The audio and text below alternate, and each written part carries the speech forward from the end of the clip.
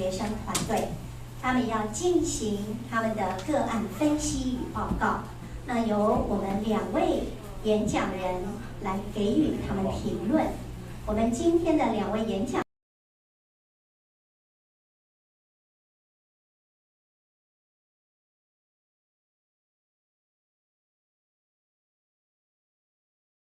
志鼎先生。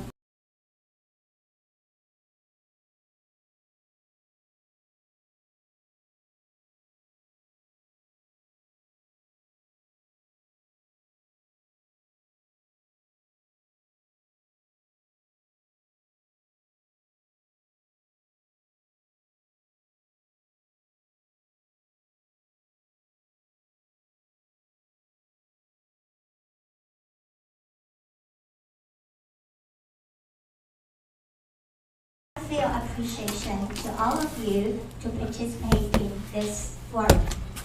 This is a very special forum because I invited 2 speakers from the industry. One is Dennis Yan, the other is Samuel O. These 2 speakers are so outstanding and so young. They are leading their team, their enterprise, so successful. Besides of the speech, I arranged and also invited 2 outstanding teams from the Department of Global Business. The first team led by Maria from Sri Lanka. The second team led by Kevin from Indonesia. They are going to make presentation, and our 2 speakers would like to give them comments. First of all, may I invite the first team, Maria from Sri Lanka. Okay, let's give them very big hand. Where is Maria?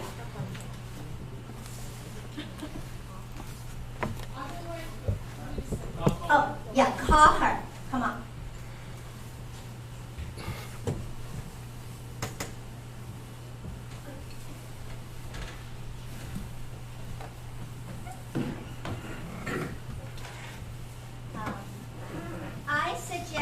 Everybody just wear the mask, okay, when you are speaking, because we only have 2 microphones. And it's so lucky that there are only several students sitting here, okay, so you may separate to take the seat. That's safer, right, for the Omicron. Our first speaker, Samuel O, is here. Let's give him a very, very big hand. Thank you. 我们把你要不要那个分片？直接用讲的。对。可是因为他自己有一个投片，所以我本来他演讲1个半小时。对，你来测试没？我们防疫的关系都在口罩，会比较安全。笔试上面2个 testing。哦，你的声音很棒，很有 power。Distinguished guests, ladies and gentlemen.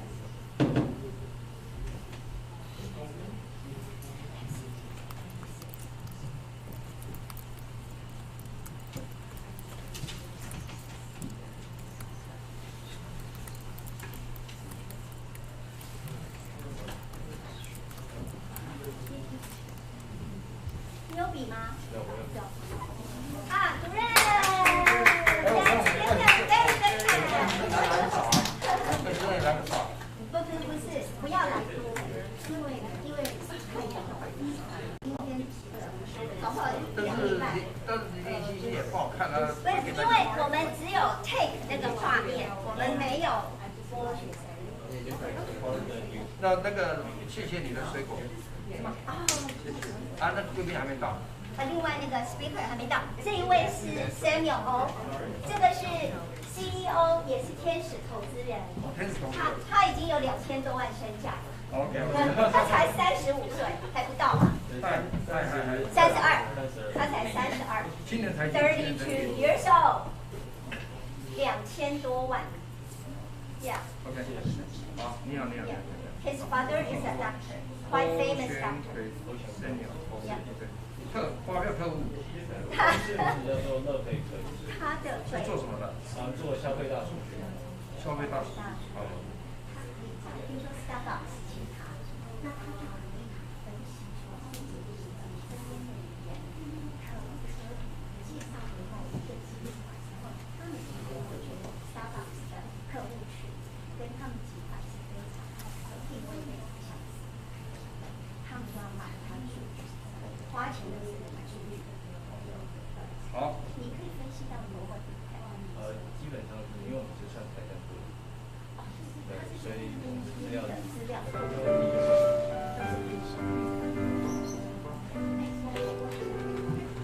Do you understand Mandarin? A little bit, okay? Can you? A little bit, okay?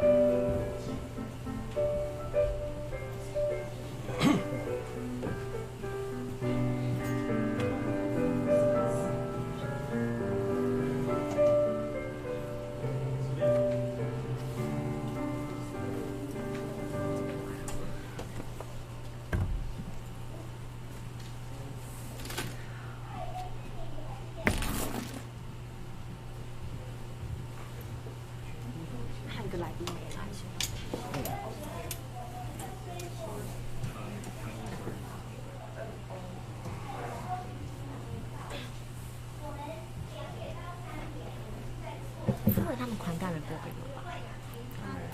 他应该没听到这个乱七八糟。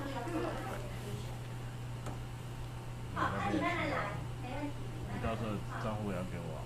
是啊，你用汇的是不是？那你不是要现金也记得？可以啊。对，去吃一顿把它吃掉。最好是能会被马上被发现。还有进口单就不是。Kevin, your team first. Because Maria is, is still on the way. OK。没有等袁总到了再开始。I think so。等一下，反正他们还没，你不也还没好？我得要喊。不晓得，真的是，反正每次一团混乱。场控最麻烦。我们可以标准化，场控没有标准化。没有，是因为符合比较标准化。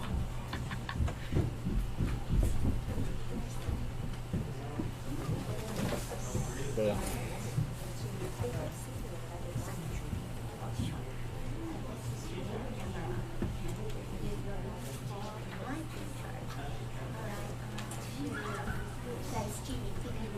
Will be very busy to operate the PPT.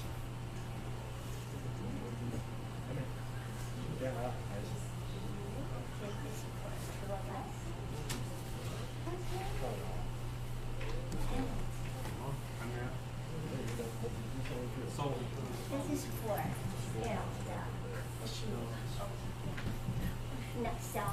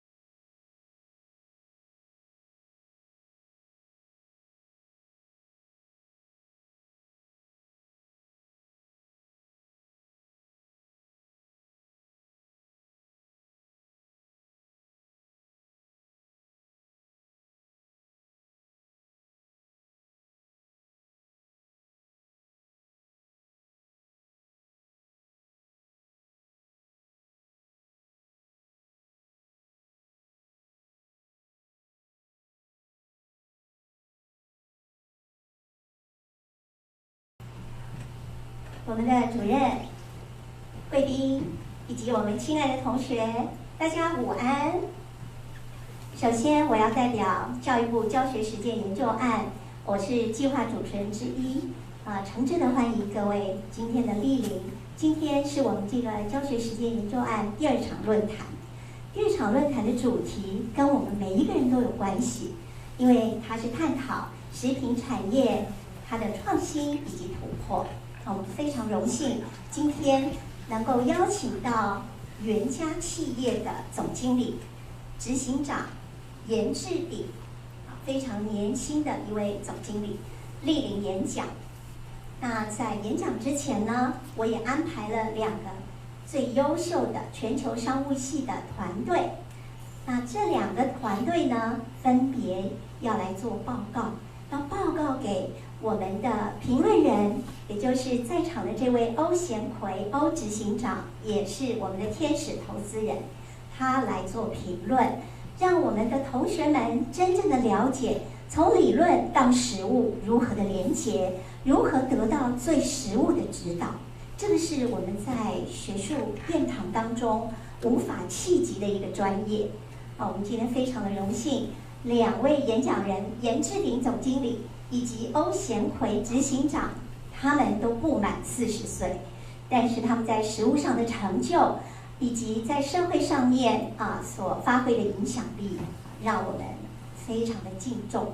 那我最感谢的就是我的长官我们这个全球商务系郭国成郭主任，他莅临现场来聆听，同时呢也了解一下我们在实务上面如何让学生们能够学到理论以外的专业知识，而且我也把学生都邀请进来，一起参与这场盛会。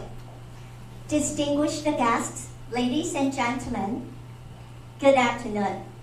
On behalf of the project leader of the Ministry of Education, I would like to extend my heartfelt appreciation to all of you to participate in this forum. This is the second forum of this project. And today, our topic is so essential and it's highly related to every one of us. It's about the food industry. We are going to talk about the food industry's innovation and breakthrough. And I invited 2 outstanding speakers. One is Dennis Yan. The other is Samuel Oh. These 2 outstanding CEOs and angel investors are so young and so important, outstanding to our industry. So before the formal speech, I would like to invite 2 outstanding teams from the Department of Global Business. The first team, led by Kevin from Indonesia, would like to make a case very special. The case is related about the food export and import from Latvia to Saudi Arabia. Okay, let's give them a very big hand to welcome their presentation. Then please.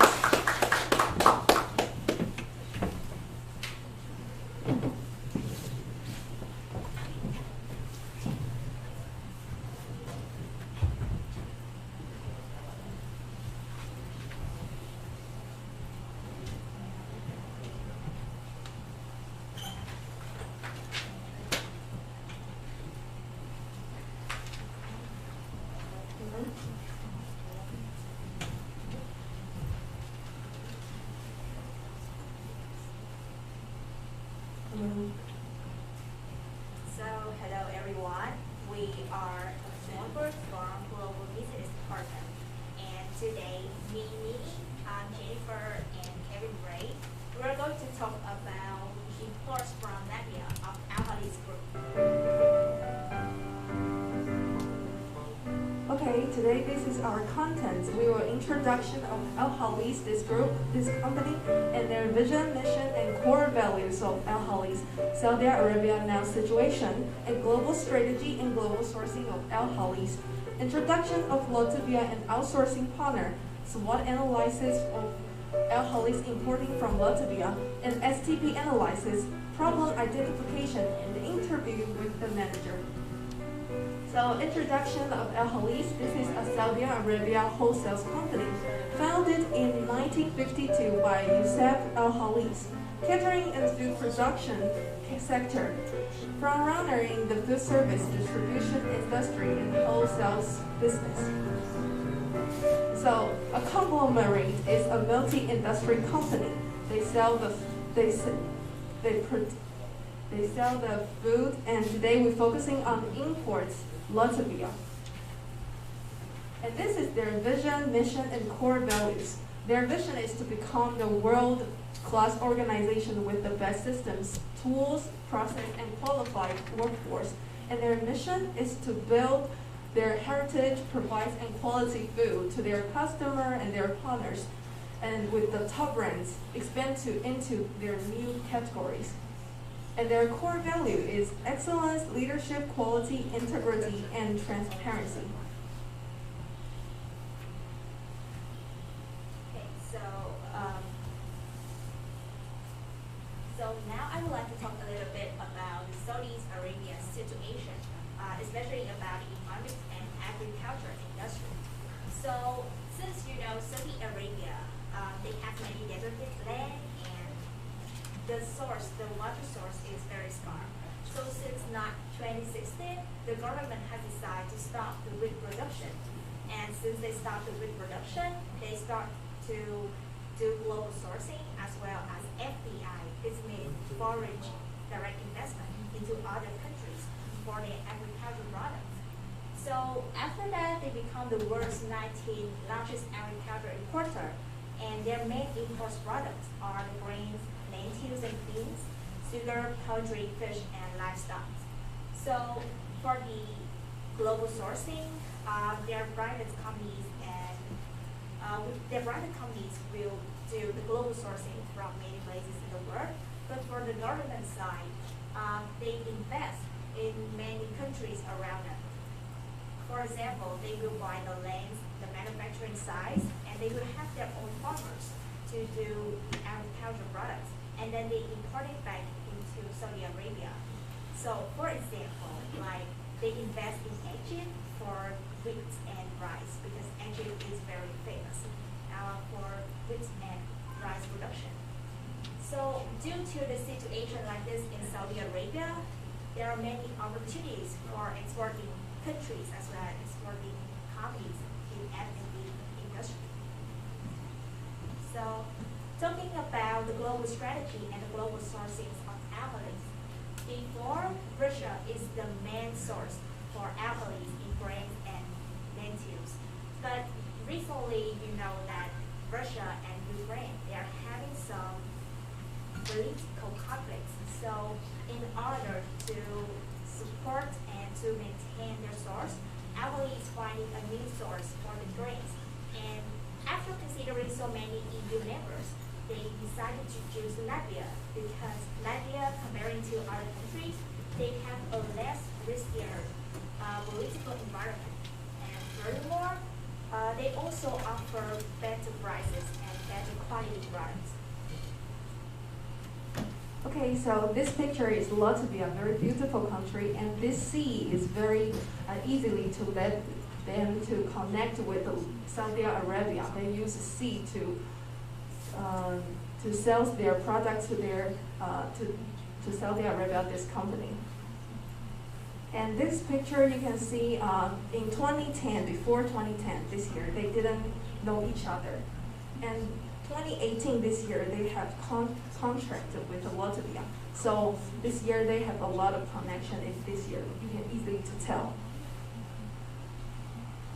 So, like in 2018, Saudi Arabia and Latvia, they start to have free trade agreements. So they support a lot of trading between two countries. So in 2020, our Alcoholics decided to cooperate with many Latvian partners, and Kutini Farm right now is the biggest partner of Alcoholics. And in 2021, they started officially successfully sign contracts with this farm, and this farm will provide them many products like the wheat, the barley, the bird grains, and also the bees. Kutini produces olive with vegan production methods. It means that they won't use any chemicals, fertilizer, so very environmentally friendly. So right now we are going to talk a little bit about the SWOT of importing from Latvia. About the strengths, those are the reasons why athletes decide to choose Latvia and Kutini Farm for their source. First is that their products belong to the EU quality organic products. You know that EU, they have very strict and high standards for their products. So if athletes choose the products from Latvia, they can ensure about the products. Second is that those products are all non-GMO. So GMO means genetically diversified organism. Let me explain in another way. For a banana, usually in the nature, they are not very big, they are quite small, but due to the needs, the demands of people nowadays, they will change the gene of the banana, make them bigger, sweeter, but in the long term, the WHO, the World Health Organization, they suggest that GMO products are not really good for our health. So athletes want to stick with non-GMO products owned by nature, very good for us. Furthermore, athletes decide to choose Latvia because Latvia can provide variety choices of agricultural products. Because Latvia itself is a very famous country for exporting agricultural products to other countries in EU. And last but not least, it's the vegan organic agricultural production, environmentally friendly and very stick to the SDGs goals of the world now. But there are also two weaknesses we would like to tell about. First one is the high international transportation cost. Especially in the COVID-19 situation, the supply chain around the world is being disrupted and delayed a lot. Many costs and many regulations come up, so this is one of the weaknesses right now. And the communication and the cultural barriers. Latvia and Saudi Arabia, they have two very different language systems, as well as the dating culture and the business culture. So Saudi Arabia, they tend to spend more time to know each other, to get trust, like Asian people. But Latvia, they tend to be quicker in negotiation as well as the business conduct.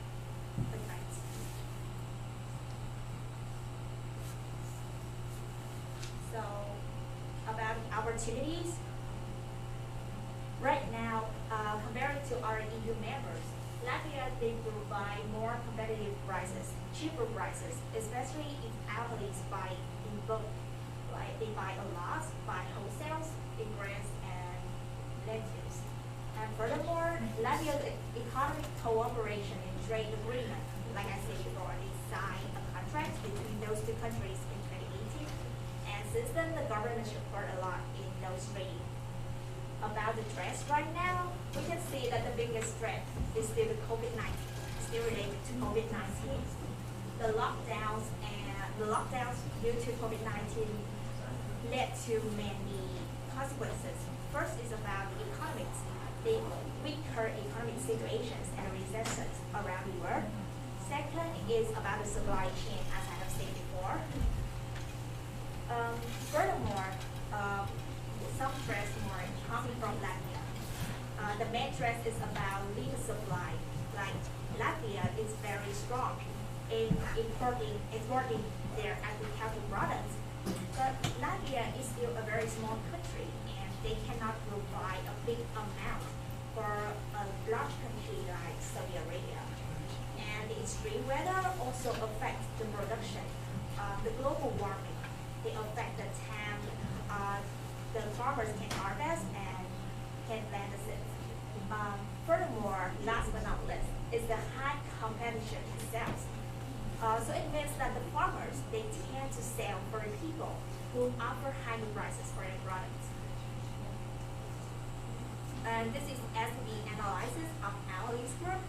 So they segment the market quite easy and quite wide. So they offer their products for a wide range of age, basically for everyone. And they divide the market based on the social class, like low, middle, and middle class. This is equal to their power of purchasing. And also based on the lifestyle background segment, they could be families or individuals who enjoy high nutrition dishes or forage high quality rice. So right now, Alice is targeting into the middle and upper class individuals, families, as well as businesses who have middle to high purchasing power and request for the fine products. And for positioning, Alice is trying their best to be the best company, giving the best quality products from the world to Saudi Arabia and their customers. According to our research and what we have said before, we found some problems. First one is about the limited supply in Latvia. Second is the legal restrictions coming from the COVID-19. Third is the consequence of COVID-19, the global supply chain crisis. And last, the cultural differences in communication and business culture.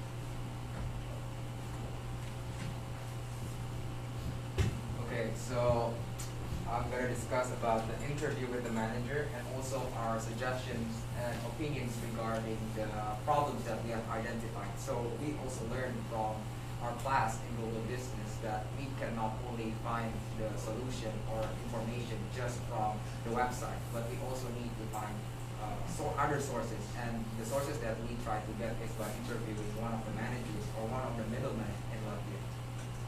So she is the middleman that one of our team have interviewed regarding Alice and also Latvia.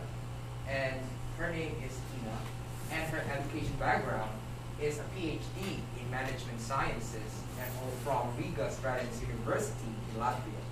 And her industry experience is management, administration, and real estate. And she is currently working as an export manager for Alice Group for managing exports from Latvia to Saudi Arabia. And this is like one of our documentation purposes. We conducted through teams because she is now currently in Latvia, and because of the COVID-19 pandemic and also because of travel issues, that's why we conducted using teams. One of our members that could not be present in here today conducted the interview with me. So why Alice choose Latvia? So this is the answers that we got from the manager or from the middleman. So she said that farmers have experience with international sales. So farmers in Latvia know how to sell their product well. They know how to generate revenue. They know how to create high quality products. And also they know what the worth of their goods is. And they are so experienced in international sales. And they also provide competitive product prices. So imagine this, as a company, if you see a producer that can produce something that is really high quality, with good packaging, with good produce, and they have a variety of that kind of produce, who would never want to buy from that kind of company? Everyone would want to buy from that company. And especially, plus, if we got a competitive product prices, so the prices is cheap, especially if we buy in bulk. So what we asked, our members asked to the middleman, to the manager, is that why not India? Because from our research, India is actually closer to Saudi Arabia if compared to Latvia. And we know India has a lot more people than Latvia, which means that India has higher workforce. The number of workforce is higher in India than in Latvia. But why Alice keeps on using arrangement or contracts with Latvia? And she said that comparing to India, although that India has more workforce, although there's far more majority of land in India, but in Latvia offers better products with high quality, great appearance, well-packaged items and high nutritional values that Ahalis would really, really want to buy and export from. And we totally agree with what the manager said, because Latvian farmers for taking exporting as an entry mode, like one of the classes that we've taken in Global Business Department is called Strategic Management. And in that class, we learned that realizing a market and using exporting as an entry mode is a really clever way to know your market, because it can realize the market and what the market demands are, and also it is called a scale-based economy. And Ahalis, for choosing Latvia instead of India, it's a better position for Ahalis, because a low-cost position could be achieved. Differentiation in offered products, like Nini have said, like Ahalis have bought barley, peas, wheat, a lot of great high quality with a lot of variety of products. And they also offer competitive advantages with this a lot of variety of products. And also they tend to have value creation activities by doing this. And Ahalis adopts localization strategy. So they produce ready-to-serve products like bread. So what is localization strategy? So localization strategy aims to focus on what the customer wants, about realizing what the customer needs are and trying to realize the customer needs and trying to serve those needs to the customers. And Ahalis have achieved this. For example, they buy wheat from Latvia. And people in Saudi Arabia cannot consume wheat as just like wheat. So Ahalis need to create those wheat and manufacture those wheat into bread. And bread is a staple food that is regularly consumed in Saudi Arabia. And that's why Ahalis can know localization strategy, because they know what are the demands of people in Saudi Arabia. And to study the customer needs, Ahalis has done proper observation and researches. And they also talk with retail partners. So you can imagine Ahalis in Saudi Arabia is in Taiwan, we can say like Costco in Taiwan. So if you go to Costco, there's a lot of things, there's a lot of things that you can buy in bulk, there's also great prices. And Ahalis have also used this kind of strategy in the Middle Eastern market, where you can go to shops and those kind of shops can also you can see the products, and also you can see and buy the products from Ahalis. And they also have done surveys on employees. So because Ahalis is a Saudi Arabian company, so to understand the Saudi Arabian market, they need Saudi Arabian people to interview it. But who would be the better choice to be interviewed than Saudi Arabian people? And the Saudi Arabian people are in the company. So they don't have to conduct interviews so far away. They can just ask employees, what do they eat every day? What do they like to consume every day? And by that, they can have a strategy. And by that, they can have an idea of what they can bring to the table for the Saudi Arabian market. And we totally agree, and Ahalis has done a great job in understanding local markets, along with putting efforts in local responsiveness. So it is important for Ahalis, said the manager, to build the alliance with Latvian farmers based on trust and close relationship, just like as Nini said, because people in Saudi Arabia have to have a certain kind of relationship first, because before they can conduct any business with you. So a close relationship needs to be built first between people in Ahalis and also the farmers in Latvia, in which they could work directly and have close contacts with. Various free trade agreements signed between EU and Saudi Arabia has supported the trading during COVID-19. So even if the COVID-19 is still running around up until 2022, but there are still various free trade agreements that help Ahalis in the Saudi Arabia and also Latvia to form an agreement, to form a contract, to form an alliance, so they can still import and export stuff from Latvia. And we think that Ahalis is really smart to find a middlewoman to conduct their business operations in Latvia. Why? Because like Nini have said, they have different cultures. They have different languages they don't speak. And because of that, because of having a middleman, having a middlewoman is really important to understand the needs, to understand what is the wants of the farmers in Latvia, to understand what is the needs of people in Ahalis. What do they want? How much revenue do they want to get? What is the minimum revenue they need to achieve so they can feel satisfied about their yearly income or yearly financial statement. We need to know that. And by the middleman can help both sides in achieving this.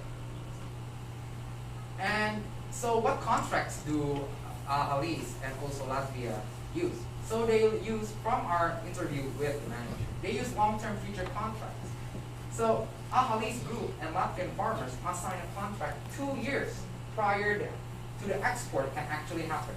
So for example now, 2022. So they already, Latvia already have a contract for 2024 about the demand in Saudi Arabia. Why? Because like my friends have said before, that the country of Latvia has really small population and could never met the demand, the high demand of people in Saudi Arabia. So everything is in the contract. So the contracts can make the both parties can feel safe that the transaction will happen on a set date in the future.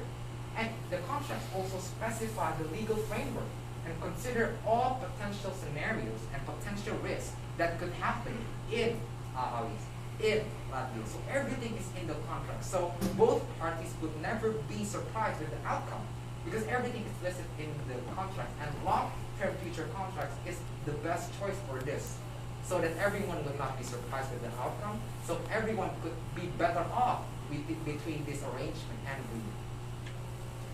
And also about the global supply chain crisis. Shipment during COVID-19. Ahalis used its own organized shipment logistics. And they provide logistics services of the freeport of Riga in Latvia. So like Jennifer said, so Latvia is a very beautiful country. And because of that, they also have ports, right, in the seas. And they use those ports to conduct export with Saudi Arabia, with the Ahalis company. And because of this, they have their own shipment logistics. So they don't have a third-party shipment logistics. They have an inside shipment logistics within the company that help the company to do the shipment.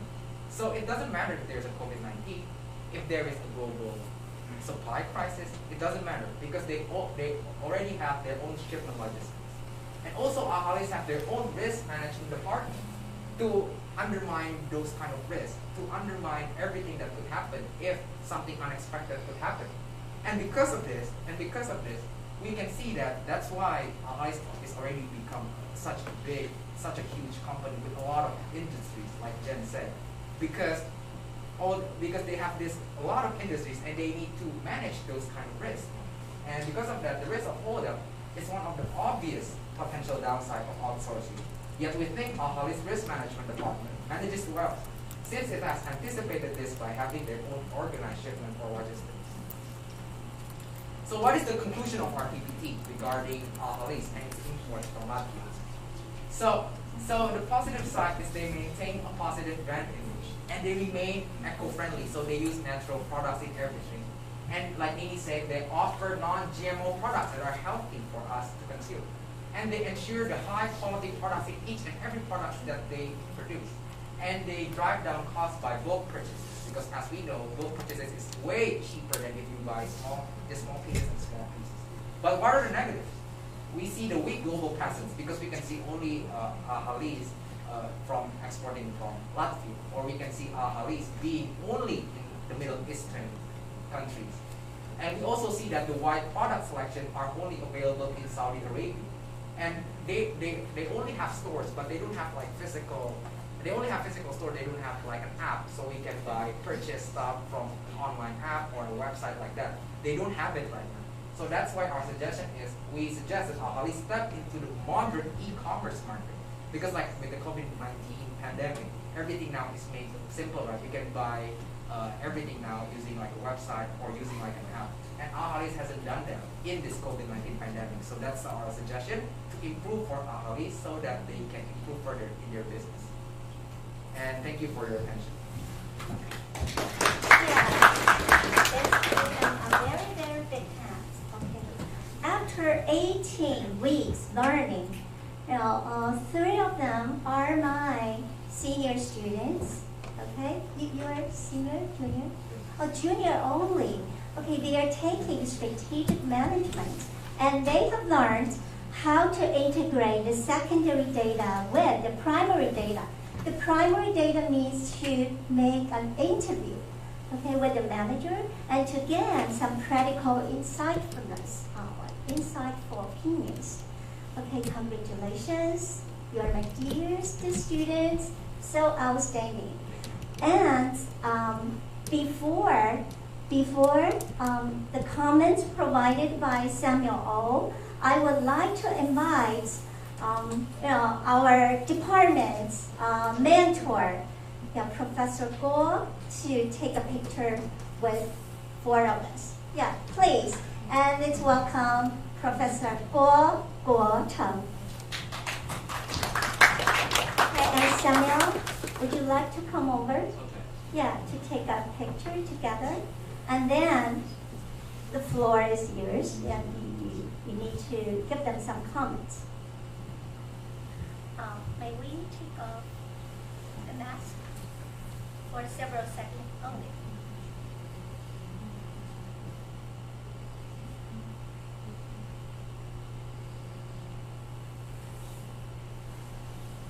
Okay.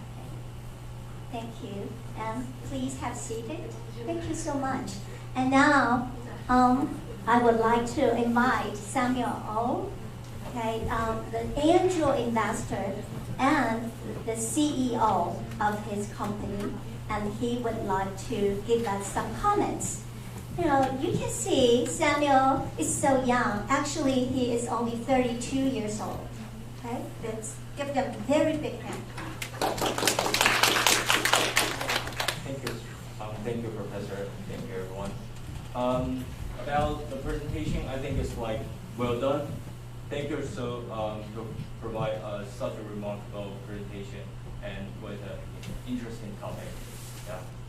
I like the way you introduce Hollies because it's like telling a story. You begin with like a black and white photo. I remember, yeah, and that grabs my attention in the beginning. Yeah, and about your brand vision, mission, and core values, I think it's pretty clear. But your core values can go a bit deeper. You know, just I'd like to hear about the more reason about why you choose those values. I mean, why those values fit the most for the business among those competitors. Yeah, and also like the presentation flow. It's very organized, very clear, and easy to understand. However, I think your STP is a little bit vague. You know, I know a Hollies has different types of products, but if your segmentation includes everyone, that means you're not narrowing down your target audience. You know, I remember you wrote 5 to 70, right? Yes. So you have to think who is purchasing the merchandise. You know what I'm saying? For instance, can a 5-year-old buy a product by himself, or his mom buy it like that? Yes. And I'm also curious about this. I think that the chart on slide 15. You know, I wrote what exactly happened in 2012 and 2014 because it's like nothing over there. So, well, that happened again in 2022 because I'm very curious about that. Yeah, and about your SWOT and 7 Ps is very detailed. Great job, outstanding. And you said that the company creates a competitive pricing strategy by offering prices for business who purchases grains in bulk for resale. Yeah. But what if your rivals are doing the same thing? Yes, because as investors, we all concerned that. So, and in your report, we know that Latvia is a great agriculture exporter for our Hollies, but the limitation of supply in Latvia, that's a huge problem for them. So I would like to know if the company is seeking for another country in the future. That's my point. And one last thing, you provide lots of supporting statistics. That's pretty good. But I think it's a bit too much words on that, so maybe in the future you can use charts or infographics, so that's more easy to see, more vivid. Yeah, overall, great job. Thank you.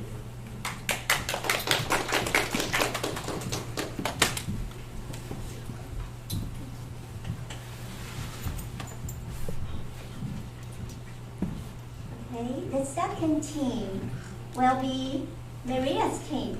Maria comes from Sri Lanka, and the seafood mart is exactly the same business as our speaker, Dennis Yan.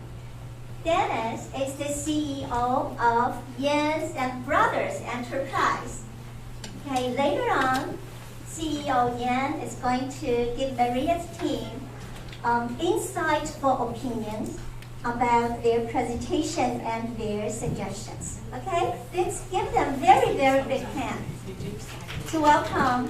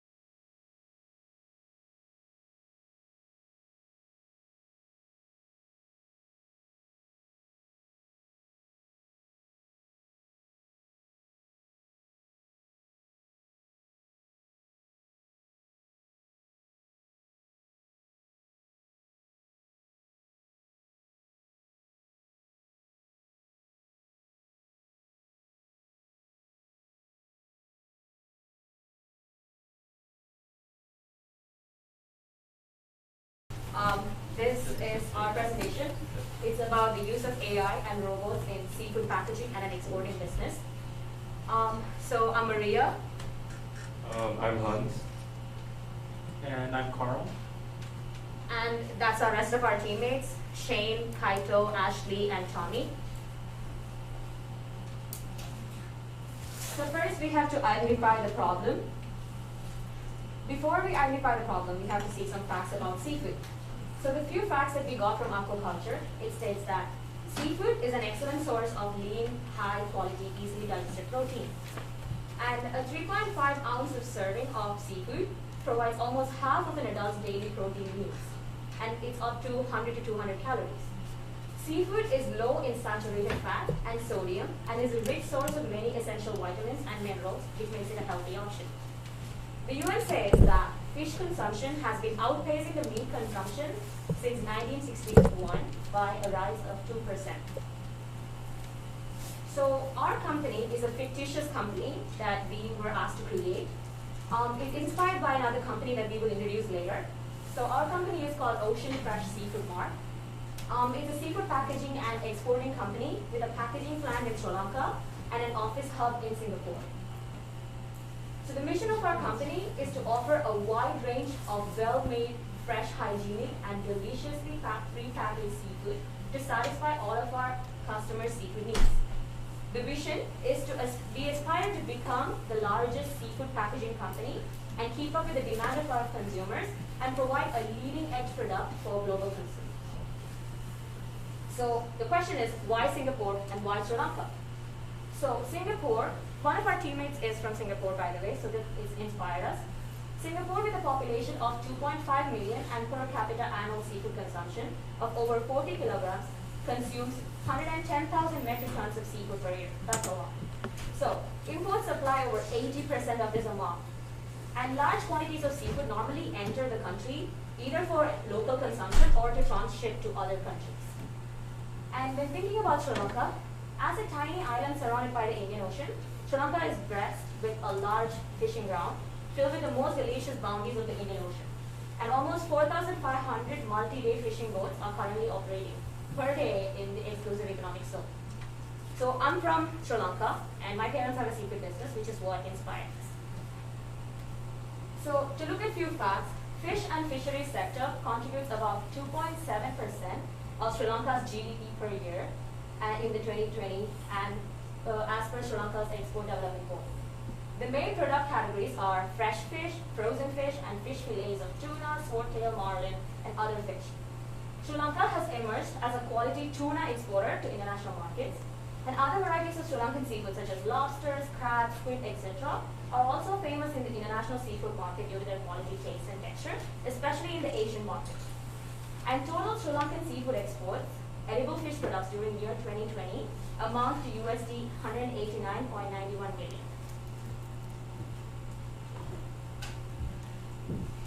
So now we will be looking at the marketing mix of the 7 Ps for our company.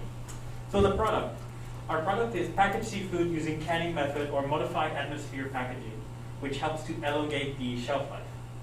Modified atmosphere packaging is replacing natural air with nitrogen and carbon dioxide inside the package, which allows the object inside the package to maintain its freshness, consequently improving its shelf life. So here is a couple different exports from Sri Lanka and the major countries that they are consuming. So tuna in most forms, China and the UK. Sashimi, tuna, the UK. Shrimp and prawns, China. Sprats, Maldives. Shark fins, Spain and France. Crab and lobster, China. Fish maw, Hong Kong. Pêche de mer, sea cucumber, Asian markets. And cuttlefish and squid, Europe. So pricing. The price will vary according to the type of seafood and its weight, obviously. Special discounts will exist during holidays such as Chinese New Year or Christmas, and there will be special prices for bulk buyers.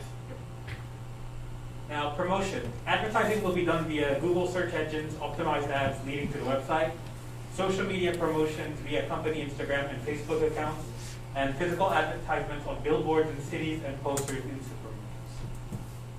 So, now place. So the packaging warehouse in Sri Lanka, so this is where the seafood that the company sends will be cut, packaged, and labeled. And the office in Singapore, this is where the official things are handled, including receiving permits, creating airway, bill, data, etc. So now the people. The target customers would be for domestic retail sale in Singapore, the local Singaporeans. For international bulk exporting, people in Middle Eastern countries such as Dubai, people in East Asian countries such as Taiwan and Japan, Europeans. And people, part of the process would be the office employees, packaging plant workers, shipping company employees, flight cargo employees. So yeah, so you can see this is more of a freeway step. I think it would be more easy as a startup to do it as a lean startup and focus mostly on bringing it to Singapore and expanding slowly over time with more resources. Okay, process. So the fish caught by the local fishermen will be quality checked, cut and packaged in the Sri Lanka plant. It will then be shipped to Singapore via cargo company using flights. It will be received by our local office hub to be later distributed to the local market retail or exported internationally for bulk. So, physical evidence. The seafood would be packaged with colorful labels showing the names of the fish, a detailed drawing of the fish, company logo, certification seal, and source, along with data, packaging, and shelf life. Recyclable plastic packagings and metal for canning to be sustainable. Now, our revenue model. Sales-based. Main revenue and profit comes from packaged seafood retail sales in Singapore. Secondly, revenue and profit comes from packaged seafood bulk sales to global convenience stores and supermarkets. Sales model, direct retail sales in Singapore, business to consumers, B2C.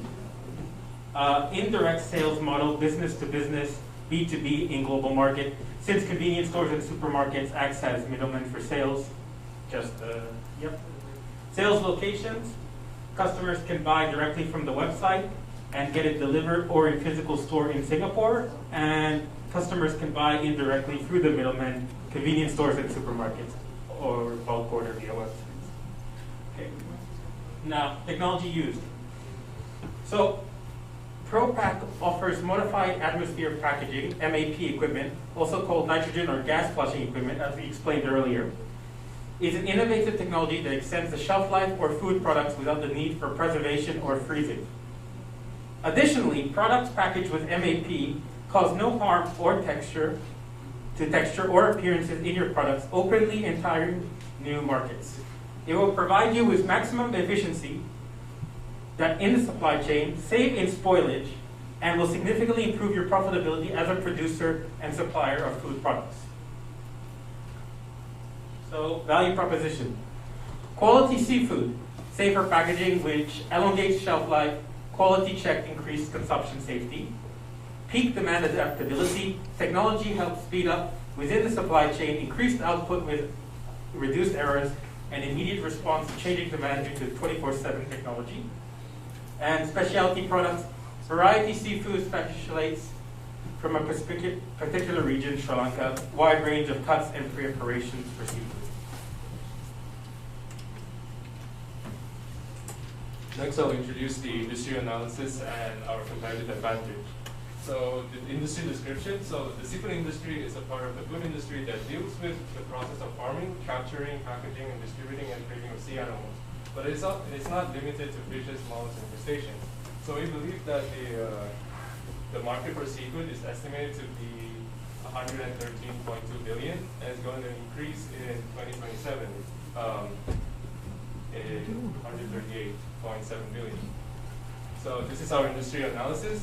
So we think that the supplier power is high is because the price of purchasing fish from the fishermen is dependent on the quantity of fish that they can catch, and which in turn is subjected to the natural forces such as breeding seasons and government regulation as well, such as overfishing. So we think that the threat of new entry is low because you need a considerable amount of capital to start a business, which not a lot of people have in countries like Sri Lanka. And the buyer power, we think it's low. It's because the customers would find it hard to switch to another company that specializes on fishes from the same region. So they may have to look for regions such as Scandinavia. And for substitutes, we think it's medium because customers would still be able to switch to another meat product such as beef or pork or other land animals, for example. So this is the target market. So we have 3 segments. First is starting out. So we target people between 22 to 35, which they basically the starting working force. Next is threshold families. These are people aged between 35 to 56. They have their own houses. They have their own families, so they can buy more. And mid-market families, which is between 56 to 75, which is the retirement age. So this is the competitive map. So these 2 companies are Sri Lankan companies that export to regions such as China and Taiwan. So because we can see here the price range, our company is medium. We're more eco-friendly. Our technology adaptability is high, which I'll introduce later. Customer reach and care is medium. The quality is high due to the MAP technology, and the ease of purchase is medium.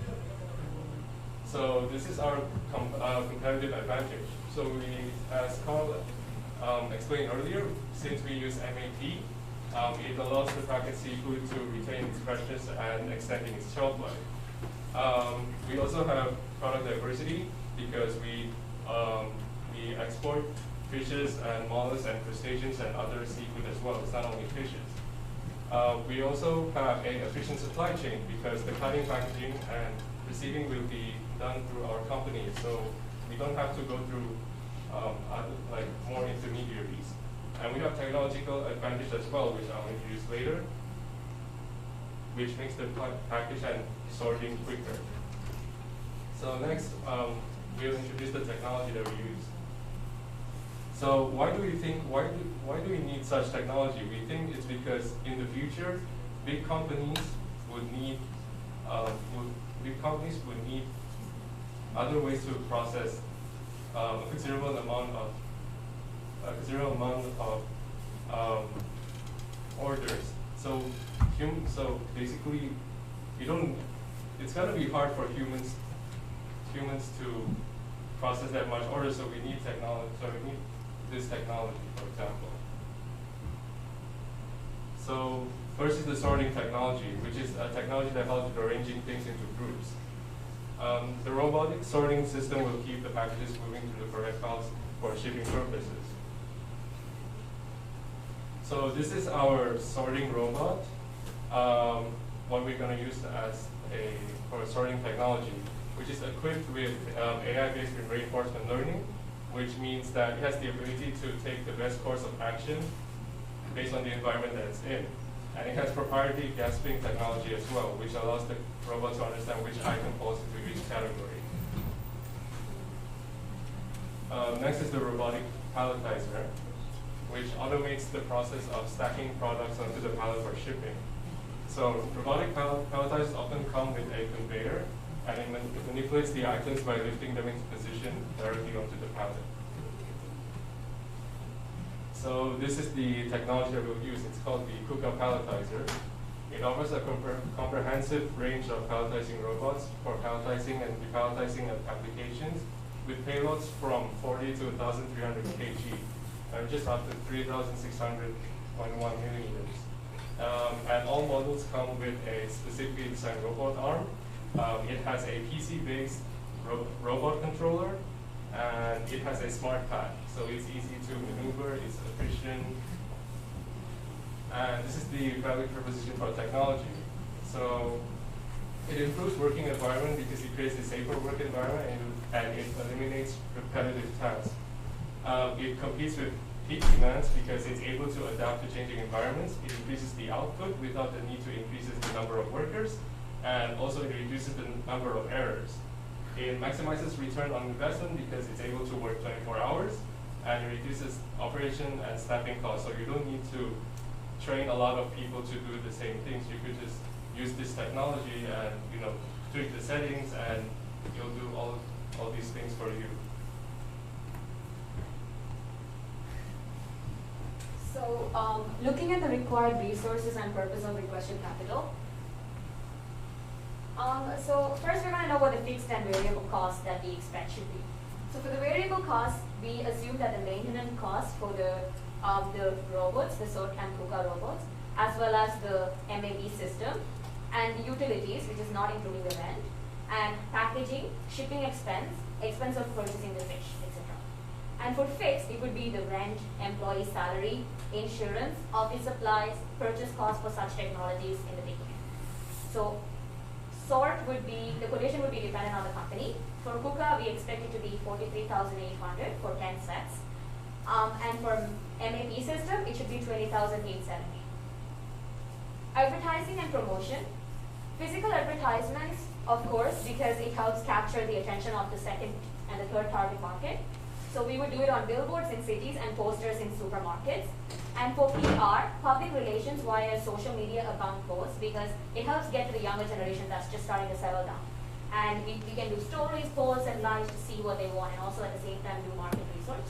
So we've used company Instagram and Facebook. And then online, we would have Google search engine optimized ads leading to the website. So automatically, if somebody searches secret companies in Sri Lanka or secret companies, we might pop up. And social media promotion, totally. Our investors and expected financial sources. This is a more generic way of expressing it. But for the source one, we expect that all of our founders, that is 7 of us, would put money in for capital with whatever we have.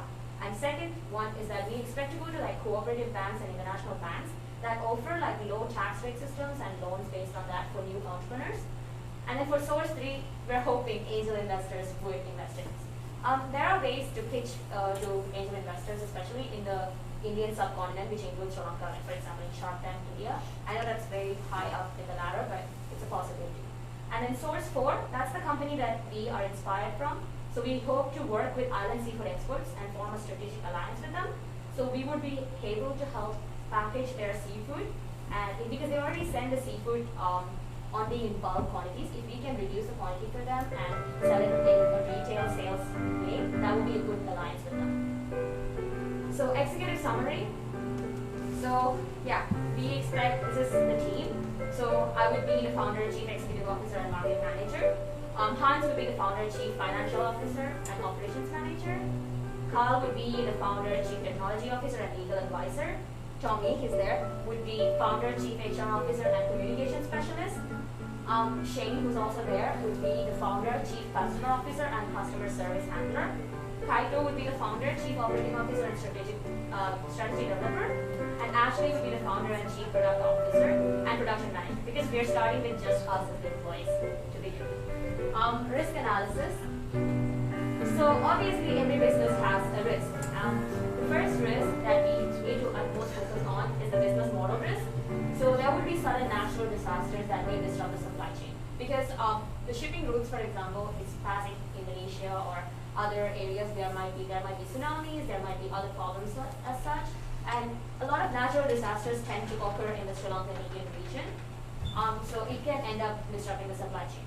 And secondly, risk of exchange rate depreciation, because the economy is very volatile, so we don't know what's going to happen. And then risk of inflation and increasing interest and tax rates. So as of now, Sri Lanka and India, for example, they have a very high rate of inflation. So we're afraid of that. And then new and harmful fisheries regulations due to overfishing. Because Sri Lanka, it is a small island, and there has been a whole lot of overfishing because seafood is one of the top 3 industries in Sri Lanka. So government regulations are starting to pop up that controls it a bit. And then the current critical risk, so COVID-19 pandemic, obviously there will be delays in shipping due to this because unlike Taiwan, for example, Sri Lanka is really affected. So that means there won't be that many flights landing, borders are closed, things like that. And because of this, customer trust is broken. Because there's a lot of cases, customers will be like, oh, okay, there might be COVID with this fish. So they might not buy that. And then exit strategy. So the first one is hopefully we can still keep the company. We would like to lease out our technology so another company can use it. And we want to, or otherwise we would just sell them so we can use that money to pay the investors and pay off the bank loans. Second plan is to liquidate all assets and completely shut down if there is no other choice. The worst situation plan is shut down the company or sell to a competitor that might be another packaging plant like Lens. So social impact. The use of AI technology in packaging creates a much safer working environment because there's a lot of injuries and things that are possible when handling such heavy quantities of seafood. So we could avoid that, and also seafood, it's easy to have food poisoning. So it helps to make a better shelf life and create better quality. So that's helpful. And then according to sustainable fisheries, we found out that seafood has a much lower impact on wildlife than freshwater and land-based food. And when compared to others, it is also one of the most carbon-efficient foods on the planet. We were surprised too when seeing that, even with the boats and shipping. Additionally, it is a growing market, which in turn creates job opportunities. For example, in the past year alone in Sri Lanka, the sector has generated close to 2.4 million direct and indirect jobs. So this is the company and the inspiration. So this is my parents' company, Island Seafood Exports Private Limited. We're a company in Sri Lanka. And the company was started 30 years ago under multiple different names because when the rules changed, they had to incorporate it differently. So the chairman is Santosh Prabhu, which is my dad, and managing director Roshma Rani, which is my mom. And we are located in Sri Lanka. And they also have 2 new sections. One is Island Fish Market Private Limited and Fishmart.lk and Fish Bazaar Inn, which basically does retail sales. So now they are entering into the M&P system and trying to sell modified atmosphere packaging-based seafood. Retail sales and exports of packaged and cut seafood under the M&P system, basically. So looking at the top exporters in Sri Lanka as of 2020, this is a list by the Sri Lankan government. You can see our company is there in the 5th section, which is Island Seafood Exports Private Limited, seafood, shrimp, and prawns to China and Taiwan. And when they say China here, because they tend to just put China because of regulations, but even books Taiwan. Yeah. So the exporting history that we have so far, this is the exporting history we have in Taiwan. So TNT Group with Alex Tang, Transocean which with C.Y. Lee and Nancy Lee, Mass Bloom with C.C. Wong and Alex Lin, and Dolly Kai for Sugarized Enterprise Limited, which is in Hamsway. So thank you guys. Okay, please give them their big hand. Okay, you realize this is the reason why I invited Maria's team and Dennis. Okay, what a coincidence that 25 years ago, Dennis' father did the business with Maria's parents. Oh, really? Yes, this is, you know, I did not plan, but it actually happened. Okay, so why don't we take a picture together, and hopefully in the near future, Dennis, your company as a CEO now, you're handling all the business, right? So is it possible for Maria's parents still, you know, continually make the business with your company? Okay, yeah. It's quite possible, right? Okay, so may I invite two of you and to take a picture? Sure. And then we would like to listen to your insightful comments. Okay, would you please proceed to the page? Okay, the other students, the other four, why don't you come over and take a picture? Okay, what a good memory. Okay, yeah, after, yeah, the outstanding presentation made by 3 of your team members. Yeah, one of our teammates had to leave due to an emergency. Okay, yeah, I think we just take a picture together. Yeah, because we have part-time jobs. Okay, sure. Sure. Yeah, you in front of us. Yes. You are the soul of the team. Okay, everybody, say cheese. What a wonderful moment.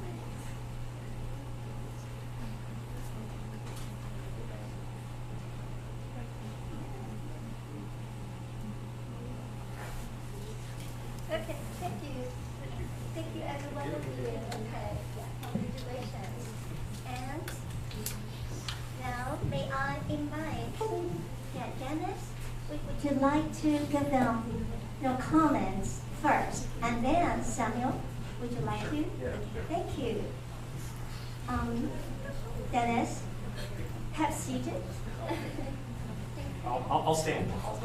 And first of all, it's not very fair for me to comment because I am in the business, so I found a lot of problems. That's I think it's quite not feasible, but I'll just continue. As a college project, I think we covered a lot of grounds, and I wasn't really expecting a seafood presentation, so I'm really surprised, pleasantly surprised.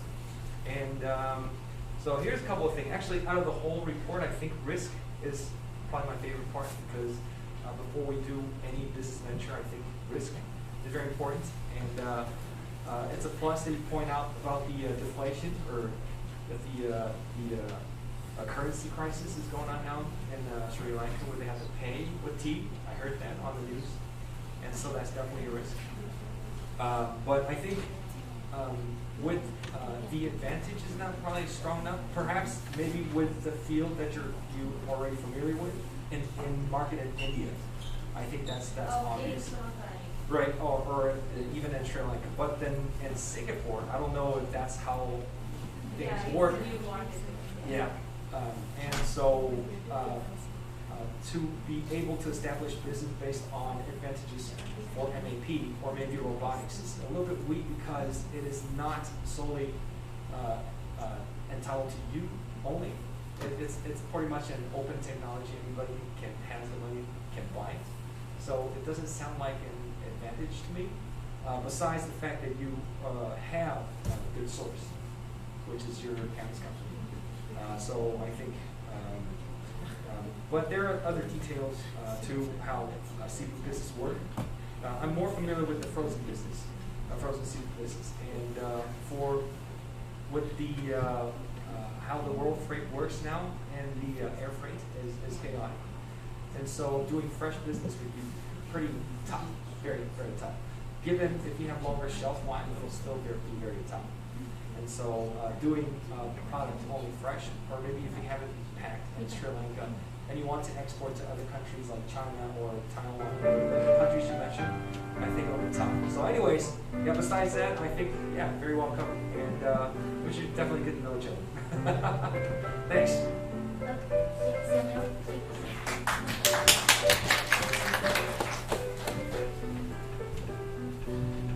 Stunning presentation.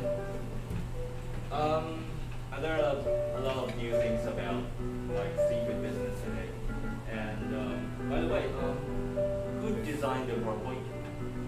Okay, outstanding. And as a Shark Tank, because I saw you write Shark Tank on it. If I'm an investor, there are like several things I would like to know. First one is how big the market is, right? And I think you guys mentioned it, but that's total addressable market.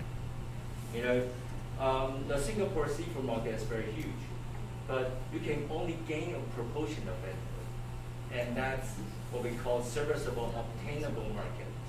That's your market share. So the market is big, but that's not yours. You know what I'm saying? Yes. And the second thing, I think you did a good job is you mentioned about the machinery safety and food safety. Those two things that are a lot of people concerned about, right?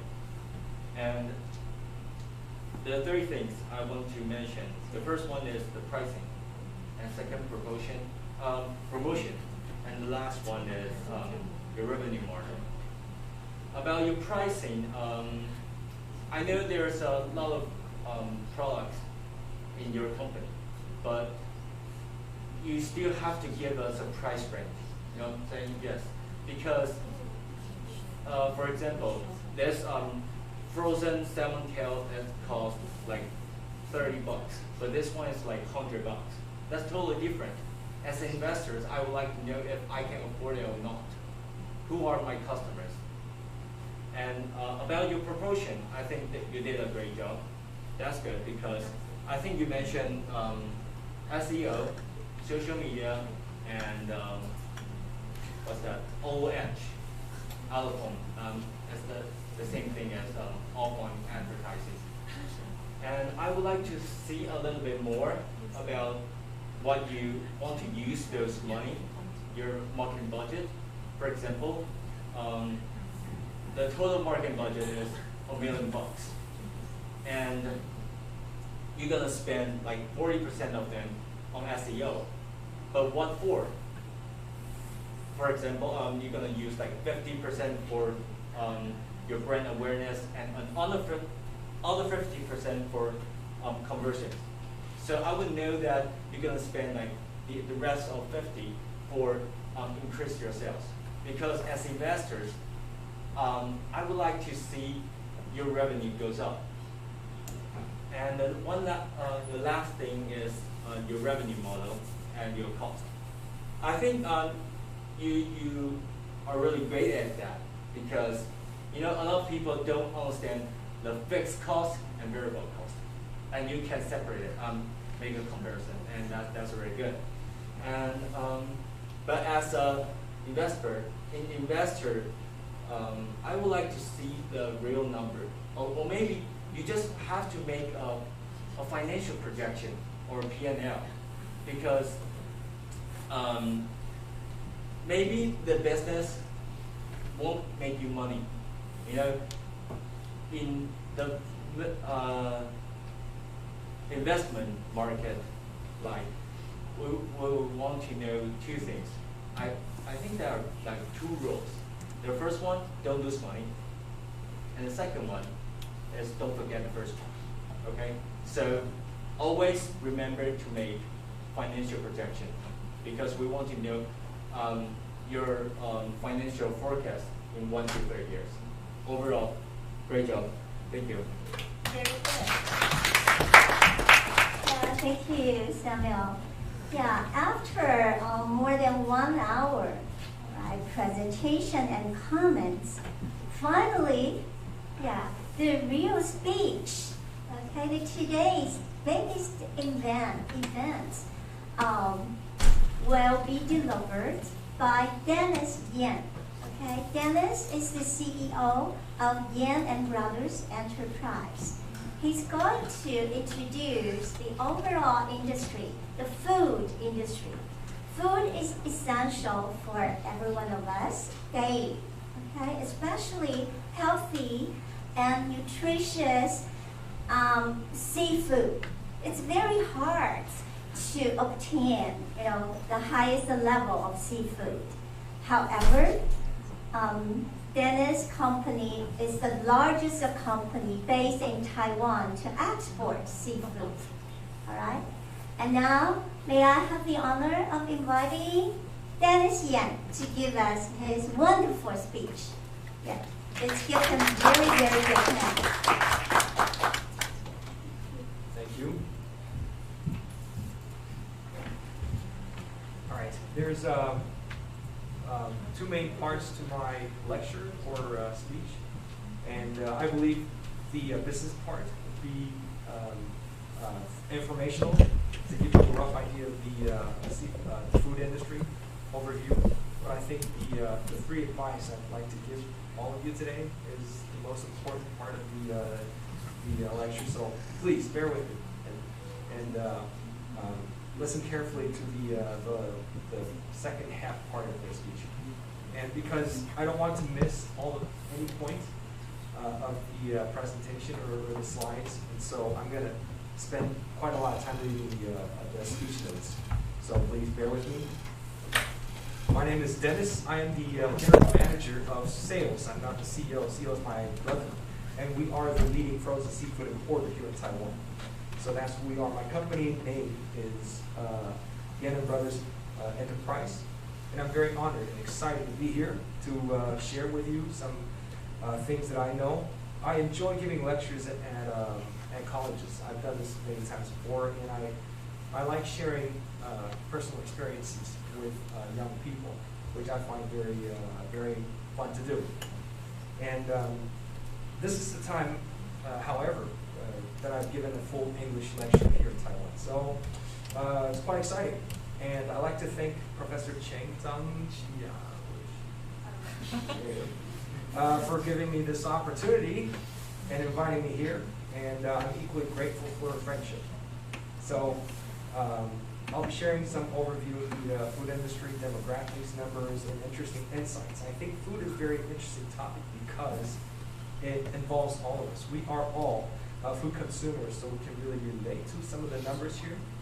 And so I hope this is very interesting information for you too.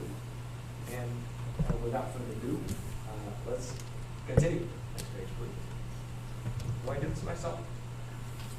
I guess I do. All right.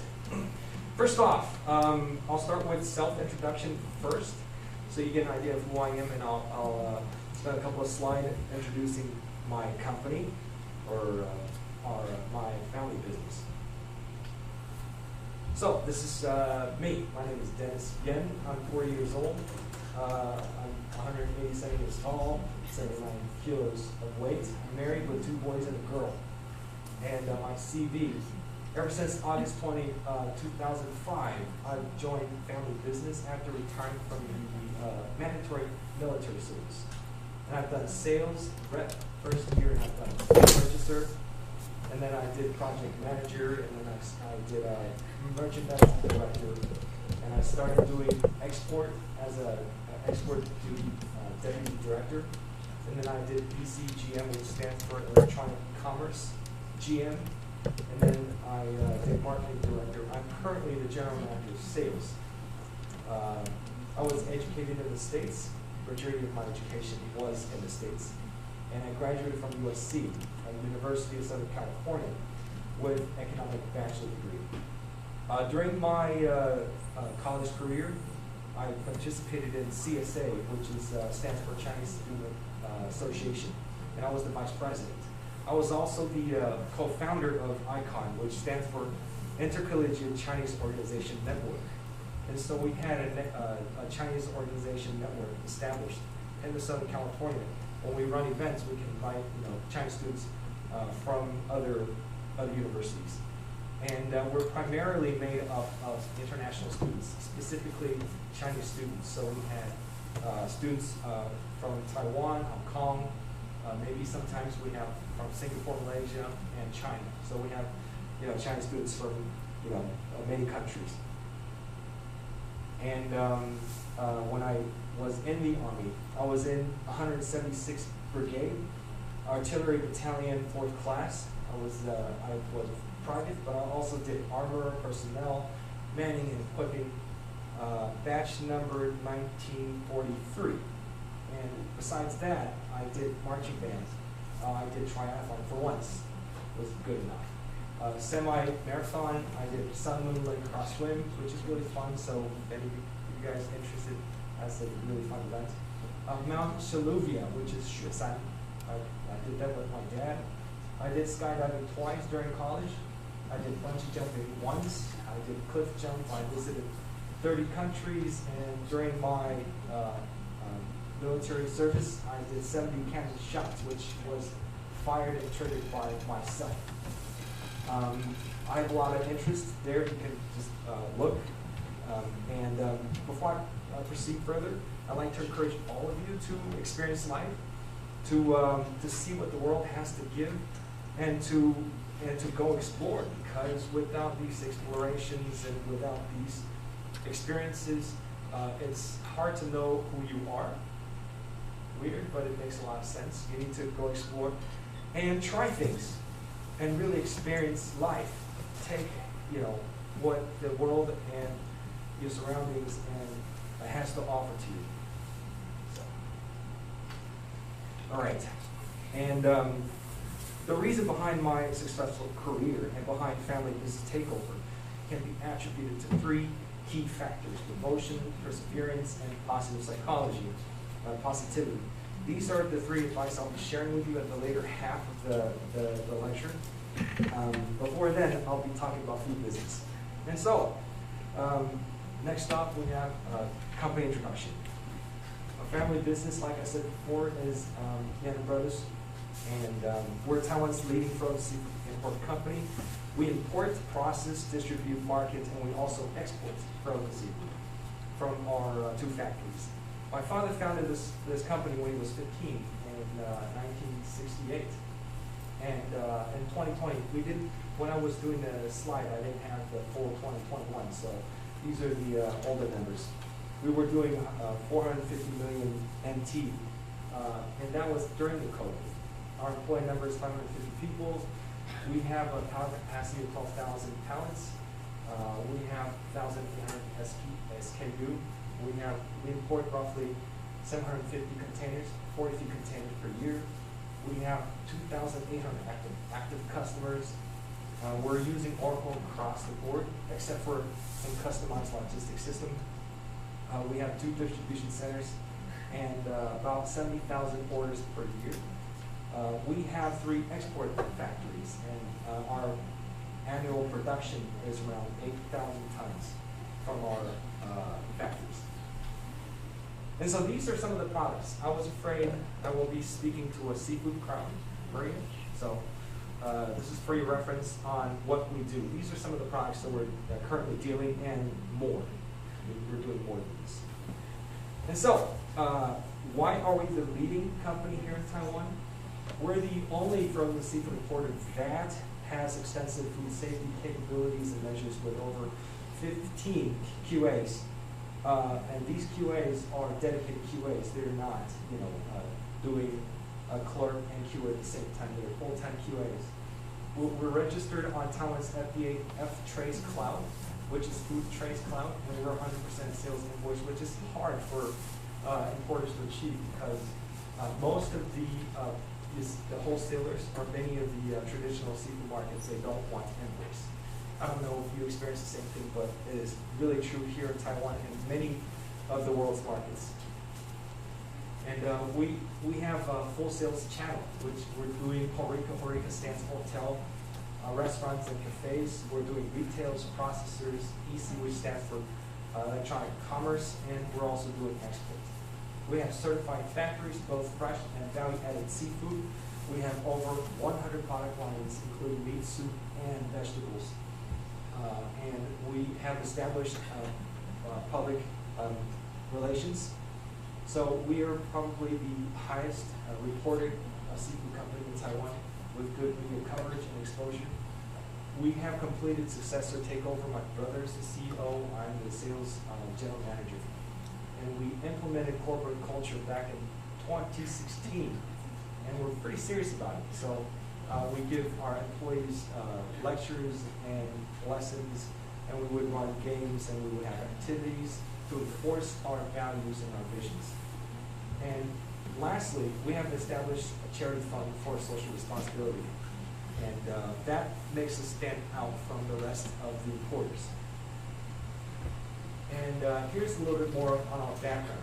On the right, that's my dad. He's the founder of our company. And he came from this really small island. So on the right bottom, you'll see a map of Taiwan. And then to the right, or to the west of Taiwan, you'll see Penghu.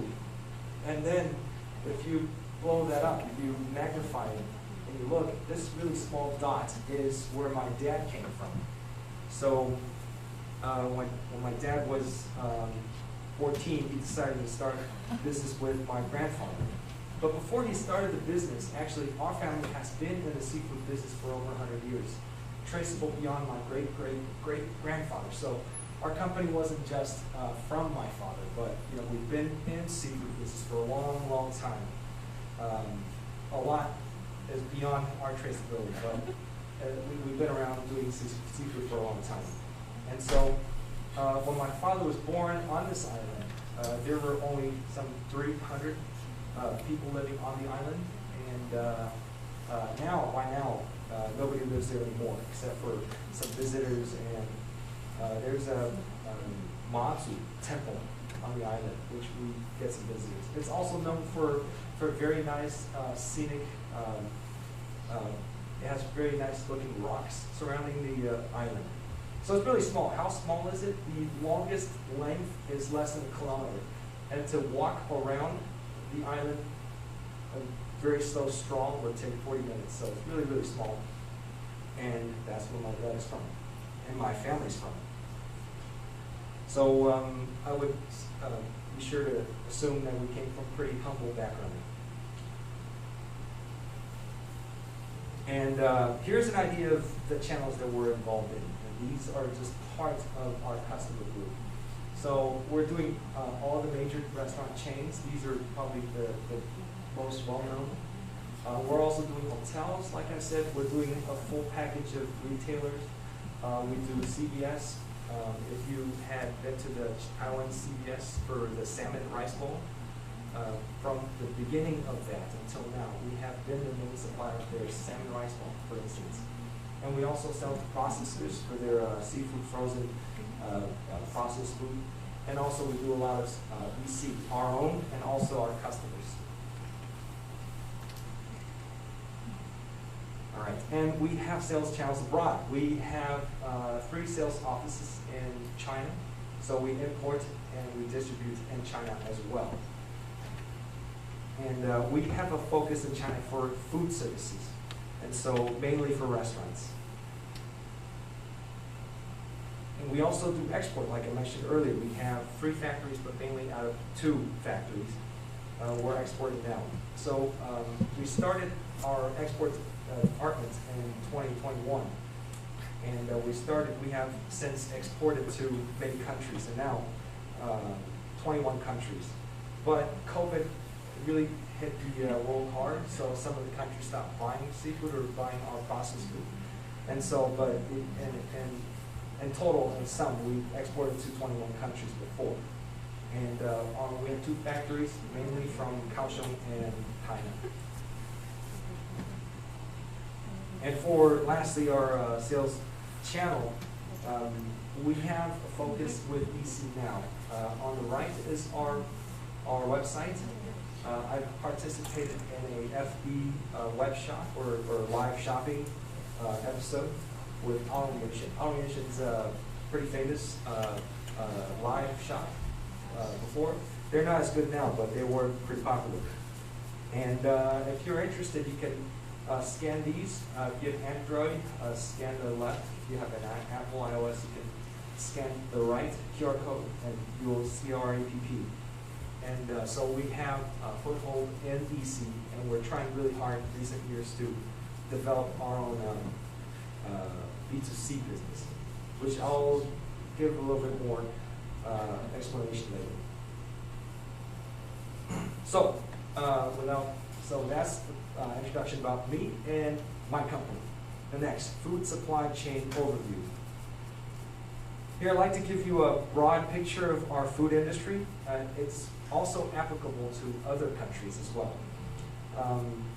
So I'd like to tell you this before I go deeper, because it's so you can quickly understand overview context of an industry. Food supply chain relates to all of us, like I said earlier, since we all consume food, so it's interesting to see how this relates to you personally, and maybe some of your personal experiences can relate to the things I'm about to say.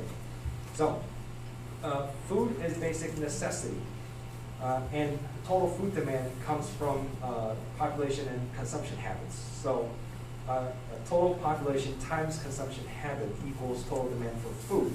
As we have a saying in Chinese, 民以食为天, which means food is the top priority when it comes to spending.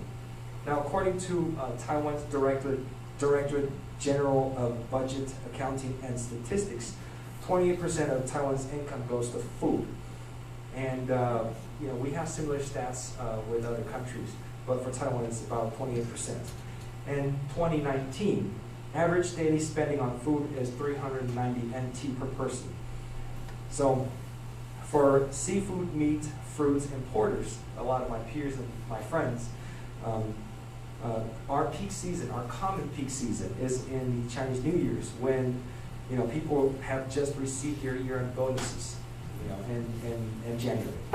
We also see sharp decrease in sales when people pay taxes in May. That's when we pay taxes, and also when people have to pay for school registration fees in August. And so it's very obvious to us, to the food industry players, that when people have extra income, they would spend a pretty relevant amount of that to food. And when they don't have as much money, they would spend less on food. It's quite interesting. It's remarkable for us. And so food consumption value fluctuates with respect to income. In general, if population and consumption habit remains constant, the total demand for food will be the same, despite price rises and international instabilities, such as financial crisis in 2008. Very interesting fact and story for your reference. In fact, one of our most profitable years was right after 2008, when consumption remained the same, but all of our competitors, they pulled back on their purchasing because they thought the market was going to be bad. And our prices remained unchallenged, and our supply was steady. And so our sales were very smooth, actually really great in 2009. And so we had record sales and record profits in 2009.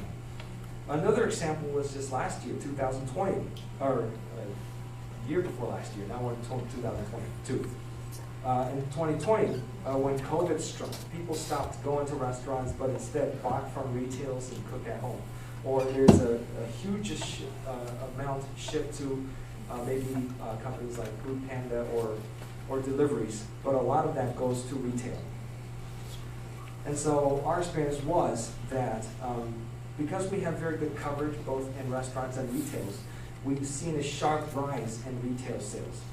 And so our overall volume was constant, but our value was a little bit lower due to price differences. Our products sold to restaurants are generally higher than retail. So when the volume shift from one place to another, overall volume was pretty steady. So that again proves that consumption remains pretty much the same because our population was very stable. So I think that's a very interesting fact proven by our real numbers. So People won't consume more just because there's an oversupply. For example, if there's an oversupply of bananas, for instance, we had that a couple of years back. There was an excess of bananas. Taiwan won't consume more just because there's extra supply. But when there's a shortage of bananas, people will shift their demand to eat fruits. And so demand is pretty much the same. If there's not enough supply, it shifts around. If there's too much, that doesn't mean people will eat extra, unless if prices are very low. So that again explains how we perceive the total demand for food, which I believe is very interesting. Okay, so moving on. Next, there's generally 4 major types of demand from our point of view. First is daily meal, which is the most obvious. It is the major type of volume of our consumption, especially for like breakfast and lunch. This is also the cheapest of all time because our budget for food is directly relative to our income, like I said earlier.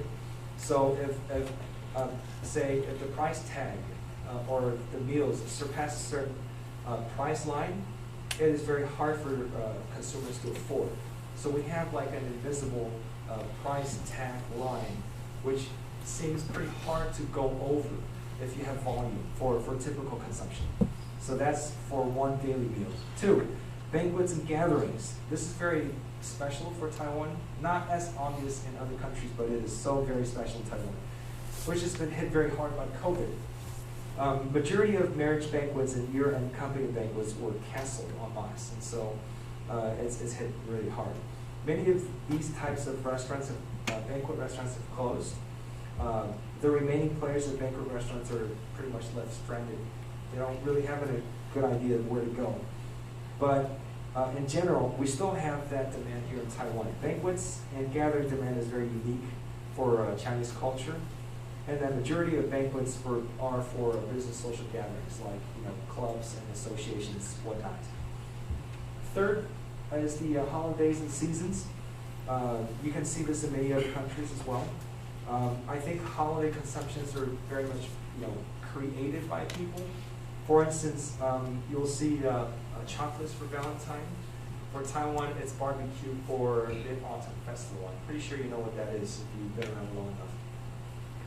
And for other countries, I'm sure there are other sort of festive demand. Fourth is tourism, which is also hit pretty hard by COVID because people stopped traveling everywhere, including domestically.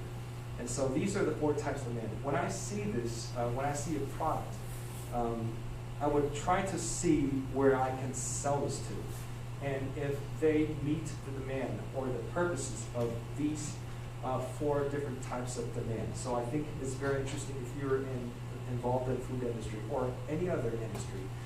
It's very important to see or to envision where the product goes and what kind of purpose it serves. Fourth, there's supply chain inertia, which is a very interesting term. Inertia, like Newton's law of inertia, says something like a mass stay in constant motion or motionless unless there's external force or friction applied. That is very much the same to supply chain, food supply chain. We have, like I said, we have very steady population, decreasing although, but it is very stable. Total food demand is very stable. And it is common for food vendors to believe that decrease in sales volume equals to decrease in buying power, which means lose in competition. As such, most of the vendors, like ourselves and many of our competitors and our customers, would try to do their best to remain in the race, even when they lose some money in fierce competition. This constant demand and constant supplying force represents Taiwan's supply chain inertia. The demand won't really change with price fluctuations, nor oversupply. So this is a very interesting concept for us. Now, next, zero-sum game. The stability of Taiwan's food demand turned the industry into a zero-sum game. And any significant growth of vendors, of any player, comes from the loss of another vendor because that's how big the market is. And so sometimes you'll encounter equal loss to push vendors out of the chain, unless if the players or any player retires from the chain. Like I mentioned earlier, a lot of the banquet restaurant closed, but demand won't stop. People will continue to eat, so it only means that they will consume somewhere else. And that's the same for Taiwan market, and especially obvious in the food industry. So food supply is not as stable as food demand. If you're from the city, you know how supply can be different, and it fluctuates with time, with catch, with weather, etc. And so shifts have to have varying sources. So it's very important to have to be sustainable as we can, and to find varying sources to stay competitive in the chain, or to have a very stable supply. In this game, every player is fighting for survival. Probably the same for suppliers too. So to give you a very clear example, here in Taiwan, it's very obvious.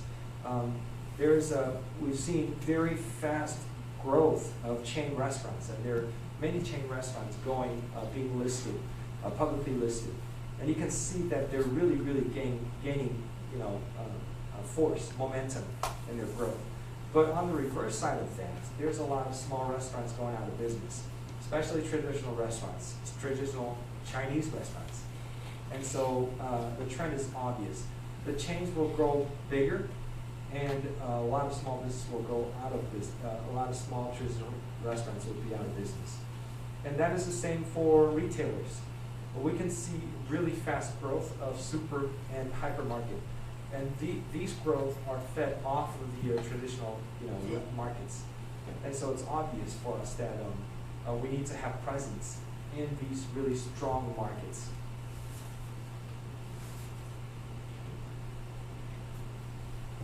Next page. There.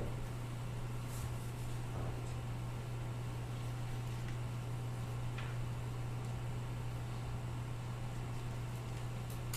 Taiwan's average income is rising very slowly, and so that's why the invisible price line is rising very slowly. Our consumption for daily meals is rising very slowly. It is happening, but too slow for all the cost rises. And so that causes, because the cost is raising faster than the price line, so what we're seeing now is the whole industry, from the end consumers all the way up to suppliers, we're very price sensitive. We were already price sensitive, now it's getting even more price sensitive. Consumers are reluctant to pay for higher prices for obvious reasons, because their income hasn't grown. However, all the costs you've seen here for food, or resources, for gas, for oil, for water, for electricity, and for salaries, all these costs of businesses have gone up significantly and faster than the income growth. So price sensitivity has forced businesses to cut costs. It has triggered a very price evaluation throughout the chain. And so in that, we have lowered loyalty throughout the years, and it's becoming more and more competitive. Now, I'd like to joke with my colleagues and students about this. Like, food loyalty can be quantified. It's scientific. Our customers' loyalty in terms of price tolerance is less than $5 NT per kilo. That has been proven. And so if our prices are 5 NT more than our competitors, it's very easy for us to lose the deal. And so forces of vertical integration will push vendors out of supply chain if any vendor lacks existential value. And so that's what we're seeing here in Taiwan. And actually for all the developing countries, I think that's pretty much the same. And so everybody is competing, and we're trying to do vertical integration.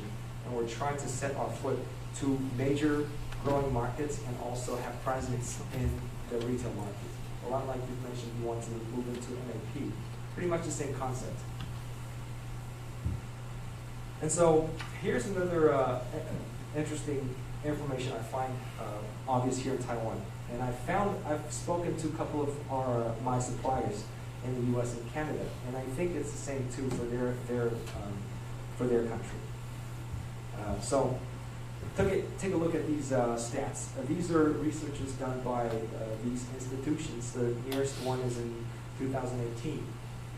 For Taiwan, we have long working hours. We're doing more than 45 hours per week. We have high retirement age, so that means you have to work until you get really old.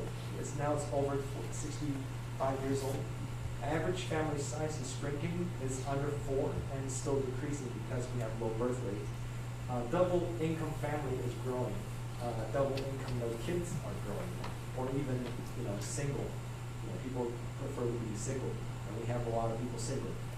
And so that leads to one thing: it's very inconvenient to cook, and it leads to growing demand for restaurants or food services, ready food, and that's why you can see such a strong growth for CVS, because they offer something very relatively cheaper than restaurants, and it's very convenient, and you don't really need to think too much, and you have a good variety of choices. And so CVS is growing double digits every year based on that. But we've already seen trends happen back some 13, maybe 15 years ago, or maybe even earlier. Vision Magazine is a very prominent magazine here in Taiwan, and they've done research and consumer research. They found more than 70% consider themselves foodie, which means they eat out. They don't cook themselves. Taiwan Dietitians Association found that 79% of people at least 5 times per week they dine out.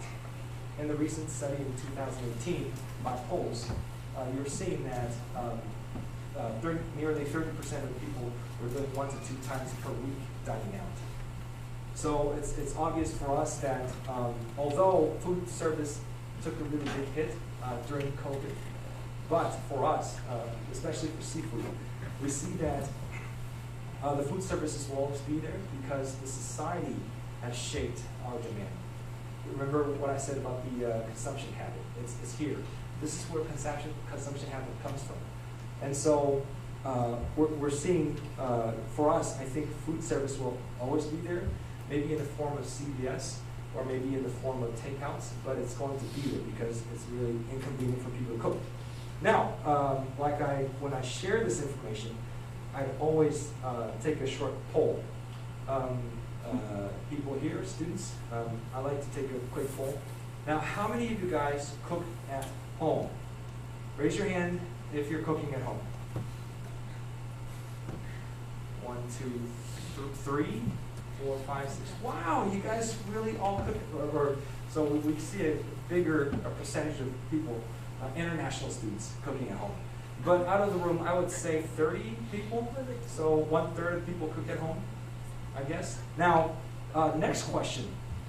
If you are married and if you're working, how many people continue to want to cook at home? Raise your hand, please. Okay, we have 3, so that's probably, let's say 4. So we have about 30 people, then we're looking at probably 10%. That explains the trend. So, I had similar numbers before when I had other lectures. So it's quite interesting, and it's really, I guess, to some extent, troublesome for retailers. And so that's why PX Smart is trying to push for people to cook at home, because the trend is pulling away from retailers. I'm not saying retail will be gone, but then the trend is going that way. So we need to make our retail packages easier to cook. That's how it's going to end. All right, here's some demographics of Taiwan, which I find very interesting too, and like to share with you. I got this number from UNFAO, and I think they're right. They're close. Here's our Taiwan seafood consumption per capita, which means the consumption in terms of kg per year. And you can see that for pig and poultry, or pig and chicken, is the number 1 dietary protein. Besides that, seafood is actually the 3rd highest consumed protein. And so that means we really love seafood. And if you times that by Taiwan population of 23 million, you get an estimate of market size. And so what I'm trying to say here is Taiwan really likes seafood. I'm surprised you didn't put that up on your slide. They're way bigger than 110,000 tons. So that's where we're sitting at. And Taiwan is the 20th, actually, highest seafood per capita kg per year for all the countries. The highest there, I've taken out countries that are less than 1 million in population because there are a lot of island nations that rely on seafood, so they have a really, really high amount of seafood consumption because for these countries, seafood is cheaper than meat. And so I think that's kind of unfair to, so I rolled out these noises. And here you can see a more clear picture of what it looks like for countries that has a fair choice between different kinds of proteins. And so number one, you can see Hong Kong. They love seafood. I guess they're twice as loving for seafood than Taiwan. And then you can see Malaysia, Portugal, South Korea, whatnot. And Taiwan is the 20th of all countries. Now that's significant because we're actually per capita bigger than U.S., Canada, and Netherlands, and many other countries. And so we're really fortunate for my company to be in Taiwan because we have a very good market here because the consumption habit is pro our product. Now another number I'd like to share with you, or another chart, is that Taiwan is predominantly by the middle class. By UN standards, poor is below $2 of income per day, and Taiwan has nearly none. And for lower income, below $10 USD per day, we have nearly none. So that's very little. But you can see Taiwan has a huge proportion of lower and upper middle class. And that proportion is higher than many of the countries you see here on the chart. And we're probably also the highest in many of the countries, perhaps less than, probably top 20, I would say. And so it's very interesting how Taiwan market is held by these middle class. And when I say each person has a budget of 390 NT per day, that stands true for a majority of the population. Because if we have a huge percentage of middle class, that stands more true. But if you have countries like other countries, for like say there's China, or maybe say Turkey, that number will be very different from guys here and guys over there, and China as well. China has a huge, over half of the population in the low and poor area. So that number may not be true in China, but it is very, very true here in Taiwan. So that's also a very interesting thing I'd like to share with you as for the food industry. And this chart is also alarming. I mentioned earlier how food price index is shooting it's growing way faster than income. Here's the actual chart. The average household income, you can see their growth. Yes, their growth, but it's really, really slow compared to price index. And the average household disposable income is also growing very slowly, almost none. So that's quite alarming because to us that means people have less to spend. And but we're also lucky because in Taiwan, for food, it is the #1 priority. So when they have their choice between, say, their new car or say their new clothing, food comes first. So so if Taiwan goes into bad economy, I think food consumption would still be significant, but other things would definitely be sacrificed very fast. So say, like I mentioned earlier, new car, new clothes. If you're doing fashion, or if you might go to a cheaper haircut, for instance. Those things would be cut first. And here's about Taiwan population. Ever since 2019, Taiwan's population has been decreasing because number of people dying versus number of people being born is higher. So we're seeing an obvious trend of lowering population.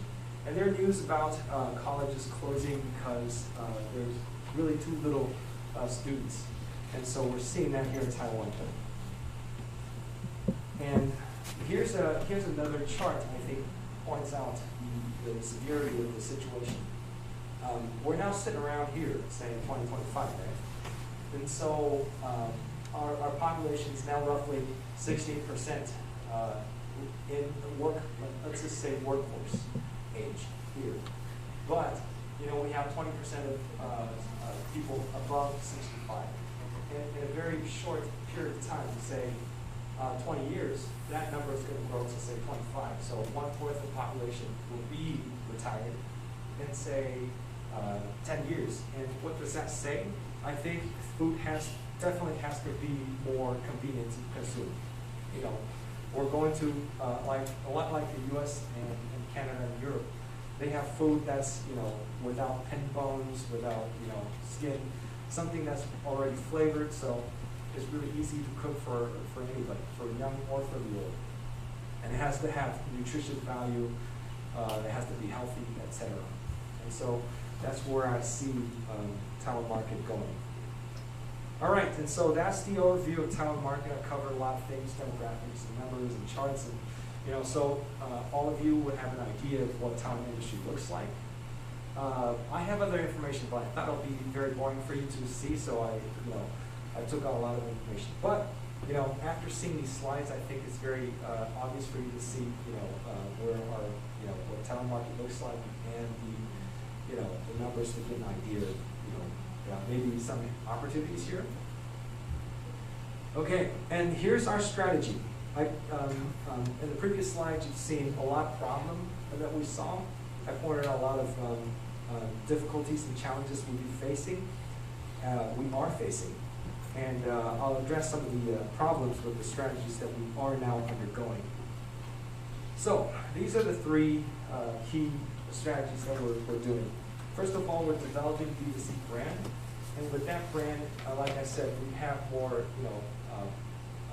products that's really suitable for old people, or that's easier to consume. And we want to establish our own brand.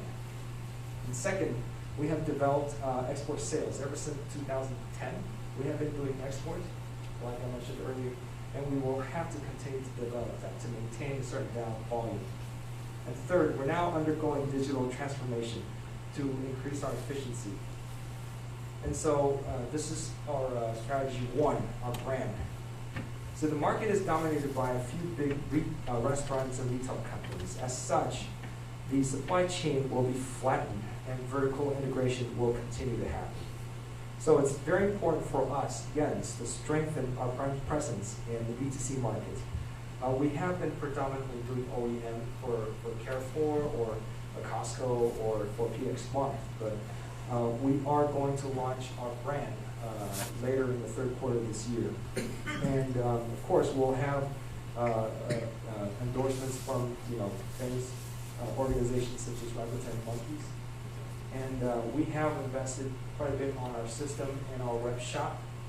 And we will continue to have better presence here in the Taiwan market in terms of B2C market. So that's an explanation of our strategy one. And this is our plan for a brand. We went through our products, and we've done analysis through with the market. And these are the couple of things we reported on. But I didn't really know I'll be speaking to an international audience. I thought we'd be able to reach out. So, in short, this is our slogan. 有鲜生活更有味, which means freshness brings more flavor to life. That's how I can translate. And so we will start with our most popular product now, which is blue diamond shrimp. In Chinese, it's called Lanzuanxia. So it's the #1 brand anime here in Taiwan. And which, by the way, we've done marketing for this shrimp for over 10 years. And so it took a long time to build that popularity. Okay, and the next strategy is to export. We have purchased a piece of land in the south, and we are going to invest in building another factory in Tainan. And we want to enforce and strengthen our export sales. with that investment. And so that is another strategy that we're trying really hard now. And third, about digital transformation. We have invested in the system. On the left, these two pictures shows the rough interface of the programs, the system that we bought. And we want to increase the efficiencies of our sales. So in the first stage, you see, we have completed a product info. Is that already an hour, 40 minutes? Yeah. So now it's. I've already spent an Yeah, hour, it's 45 only minutes. 4, so you still have 40 minutes. Oh, 40 minutes. Yeah. I was really surprised. Okay, all right, I need to speed up. So we want to increase our sales efficiency, and then in the later stages, we'll implement something like Salesforce. All right, finally. So here's the 3 advice I can give you, which I think is more important and more useful for your life, because food industry may not be your choice of industry in the future. But this will stand true no matter where you go. And so I really hope this will help you. And I've always emphasized that this is more important than knowing business or your education at school, because a lot of these have been learned the hard way for me. So I wish someone told me this when I was in college, and so I hope this would be very useful for you. Now, throughout my entire childhood, I've had very little time with my father, and we didn't have much time to talk about family business, obviously. So when I started working for my father, I knew nothing about business or sales or seafood, nothing. I didn't know management either, and I had no idea, the whole aspect of our family business. So I'd have to live through differences with our employees, with my superior then. I had to know how to become a manager. I've had many failures and upsets in my life. And I can summarize my experiences into 3 advices that I believe would be very useful for all of you today, and it is at least critical to me. And so these are the things that I learned through the many challenges and hardships that I've been through during the last 15 years of my family business takeover. And so the first advice is passion versus devotion. All right. And the first topic has to do with passion. I'm sure many successful leaders, businessmen, Steve Jobs articles, books tell you to do, what you love and be passionate about your job. I'm sure you heard something like this before. Now, don't, fall asleep right away. I'm going to tell you something different, because I was given this advice when I first started working, and I felt like, people were shoving this down my throat. Like, it didn't really make sense practically, but then, I get this all the time. And it's you can be a motivational speaker yourself, probably, if you heard this enough. But, practically, it's not how it works. And I've heard a lot of talks like this when I was younger. And so what I'm saying is we really need to rethink about, what it means by, following your passion. And I was really lost when I first started working, and I really didn't know what that following your passion means. And I'm pretty sure that if you were to go start working, it'll be very difficult question for you too. Like, what is passion, right?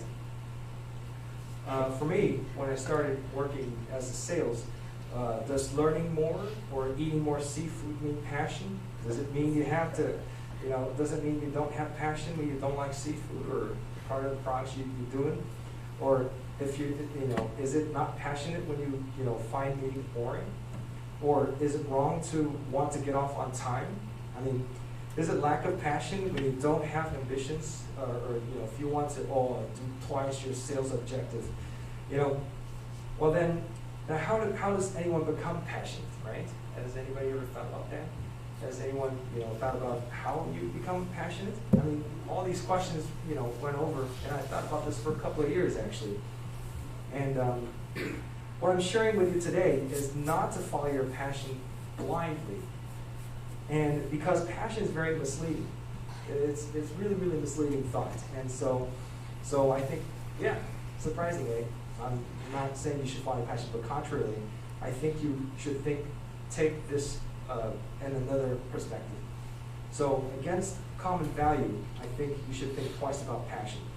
So, like I asked you earlier, have you already thought about passion for yourself? Like, if you find something that you love so much, you go through all the hardships, and to be able to actually profit on that passion and find your career path. I think that's not true for most of us, right?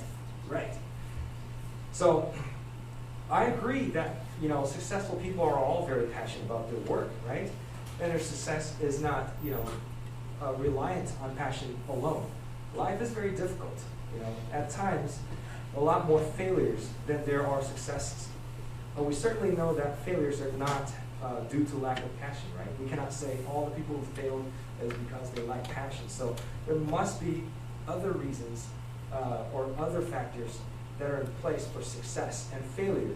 So I think passion itself is very misleading. And so passion cannot determine your success. Passion certainly cannot promise you happiness either. So why is passion such a big deal? It makes sense, but not very practical. So a very famous Silicon Valley venture capitalist, Ben Horowitz. Anybody heard of him? Ben Horowitz? He's a very famous VC business person. He said something that made a lot of sense. He says there are 4 problems with passion, and I'm going to share with you these 4 problems next. So, first problem with passion is that passion is very hard to choose. It's like choosing sides between your wife and your mother, right? It's really when they get in an argument, who do you choose, right? And majority of college students, cannot find a clear path for their majors. In fact, more than 50% of the jobs, taken had nothing to do with their field of studies. I majored in economics. Look where I'm now, right? Your passion and job are usually not the same thing. The truth is, most of our passion costs money rather than make money, right? No? And contrarily, what people don't like to do are often what pays. For example, if you don't like rejections, guess what? Sales gets higher salary pay than average. If you don't like being an asshole, guess what? We pay managers to be professional assholes. And the kind of professions that push people without making people feel bad are managers. That's generally how it works. And so, a lot of the professions are paid because they're difficult. A lot of professions are valuable just because it's difficult to do. But these people on the line, they're not really passionate about being assholes or getting rejections. They're passionate about something else, or there's something at force that's keeping them going. So, passion is very vague and hard to choose. That's the first big problem with passion. And most times we don't know what passion to choose. And the second problem, passion changes. Passion changes through time. It's like how women's preference for men changes through time. Like a young woman may like handsome boys, but middle-aged woman tends to want rich guys. I'm not ridiculing women, but we've seen a lot of examples. So similarly, passion changes throughout your life. You may be passionate about one thing when you're younger, but you get tired of it in the future. Depending on passion as a guide or driver for your motivations, it's not very reliable. In fact, it's pretty unreliable, right? Your passion changes, and so a lot of people may find themselves lack of motivation to carry on. On the other hand, personal values and traits are a lot more stable. Let me say that again. Personal values and traits are more stable. For example, if you're outgoing, if you're radiant, if you're talkative and positive, you're more suitable for service jobs, and that's going to be the same throughout your life. That's constant. So personal values and traits will also mature over time. Not really like passion. And so personal values and traits are more reliable than passion. Now the third problem is that passion does not mean ability. So, for example, just because you like singing does not mean you should become a singer. Or just because you like kids does not mean you should be a teacher. On the reverse, ability does not equal to passion. even if I'm good with English, does that mean I should teach English? I don't think that's how it works, right? So if you're good with math, right, does that mean you have to be in accounting? I think that's not how things work here. And so most difficult part of this is even if you're good and passionate about something, it does not guarantee good career. Let's just say if you love singing and you're good at it, you're a frequent winner at singing competitions. But because a singer is a lot more than singing, right? You need to bond with the record companies, you need to have a good agency, you need to know marketing, you need to... How much time do I have left? Yeah, we still have 30 minutes. Oh, great. So every 15 minutes I get to hear that? All right. That's a little bit frequent, right? Okay. And you need to know dance, you need to know fashion, you need to know music composition, whatnot. So passion is not enough to get us through the craps of life. Craps meaning criticisms, rejections, assholes, and pressures. And so, you know, passion does not mean ability. I'm going to move on faster.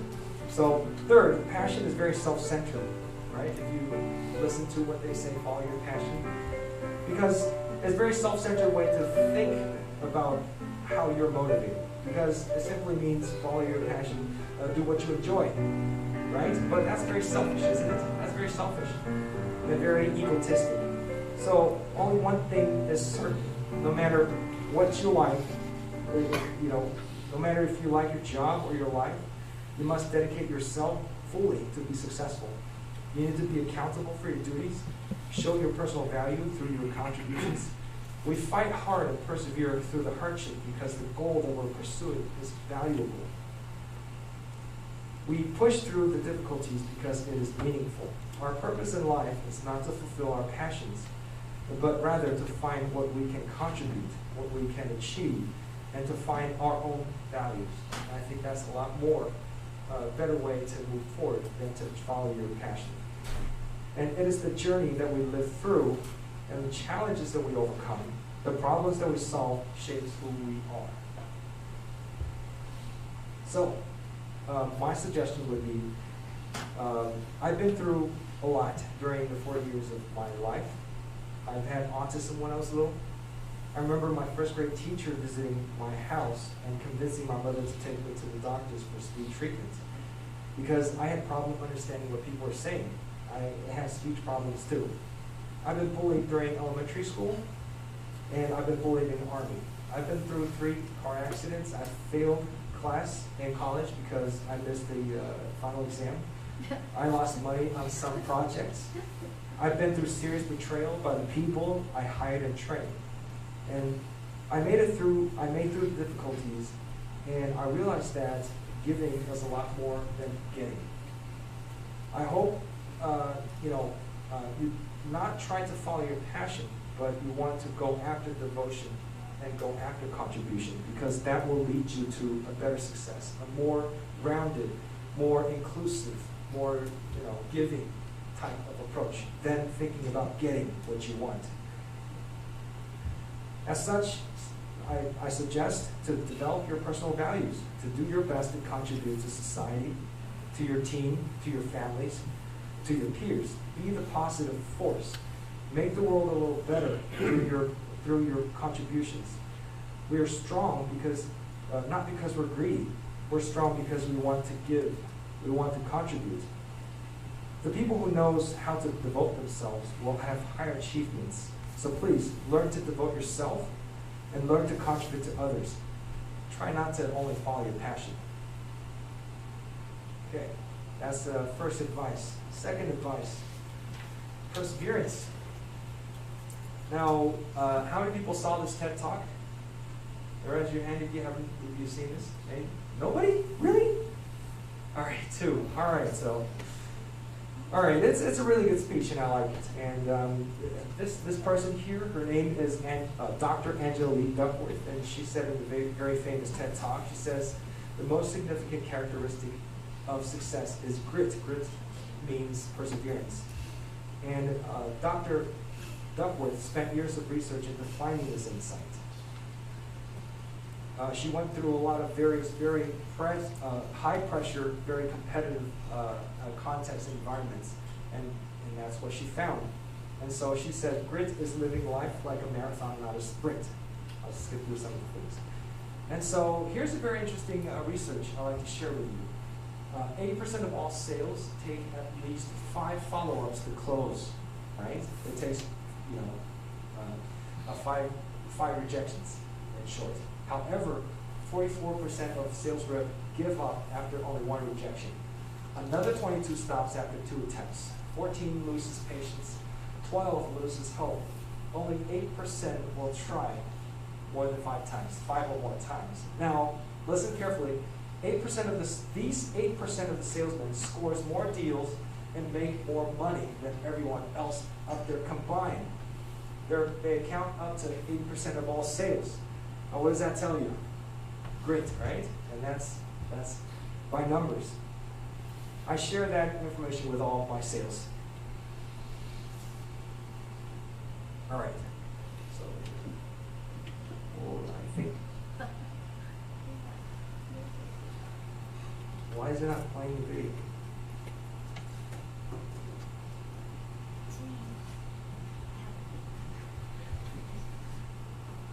I plan to take a video. Next page.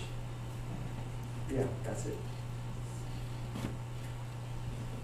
Can we play this? Or maybe you can see if that plays. Or I am the person. Over 30 companies don't want me. Right? So we are the people. Okay, let's just play from the. I am the person. Okay, over 30 companies don't want me. All right, good. Right?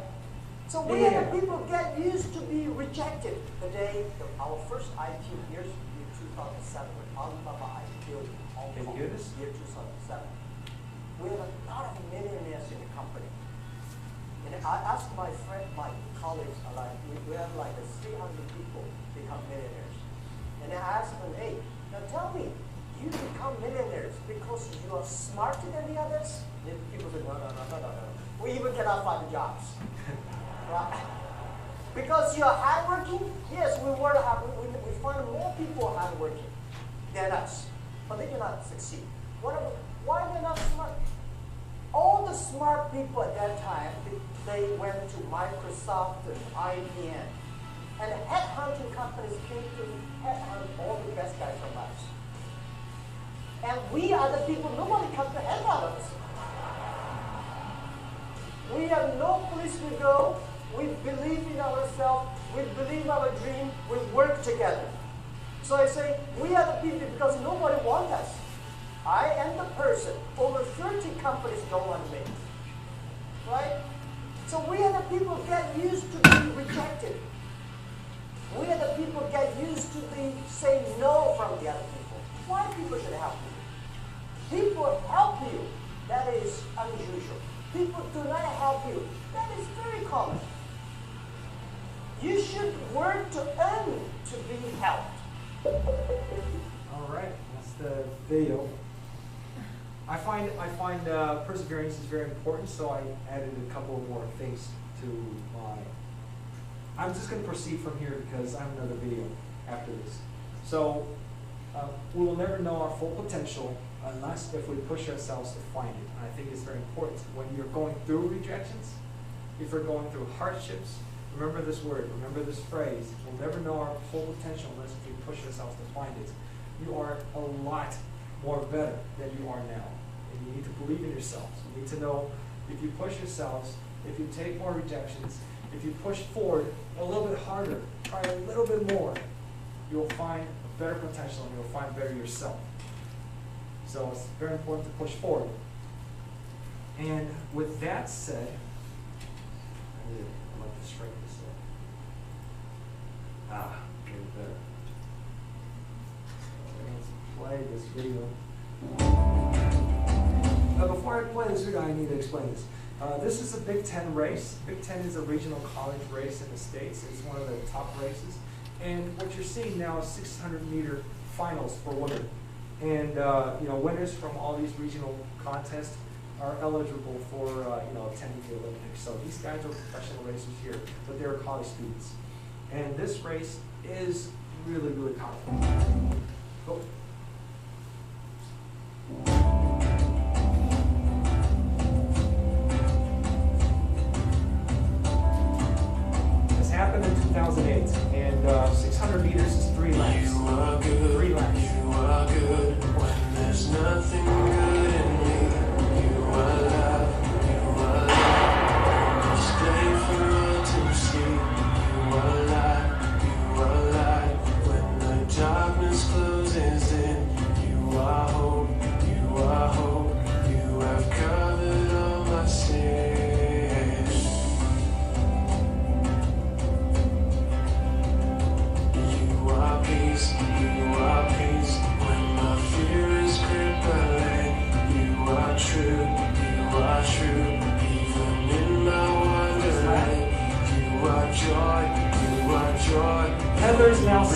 place.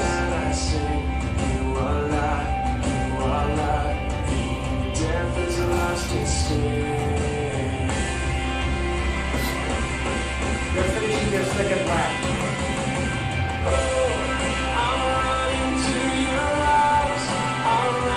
This is Heather. One more lap to go. Final lap.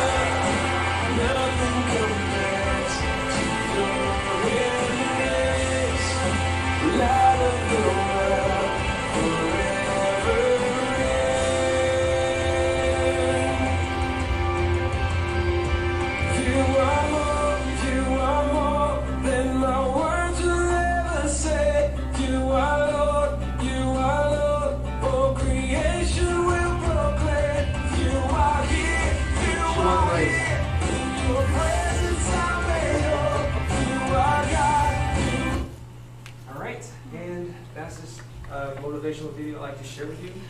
And again,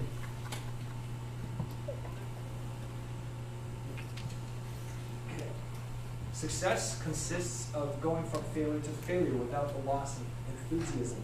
That's said by Winston Churchill, the former Prime Minister of the UK, and also a Second World War hero. And the second guy says, the difference between a successful person and others is not a lack of strength, not a lack of knowledge, but rather a lack of will. That's by Vince Lombardi. He's a very famous American football coach. And imagine yourself falling on the last lap and you're chasing, people who are a quarter of a lap ahead of you. Imagine Heather Dornigan when you're in that kind of situation. It can't be worse than that. And if Heather can win, so can you. So never give up. Simply said, never give up. All right.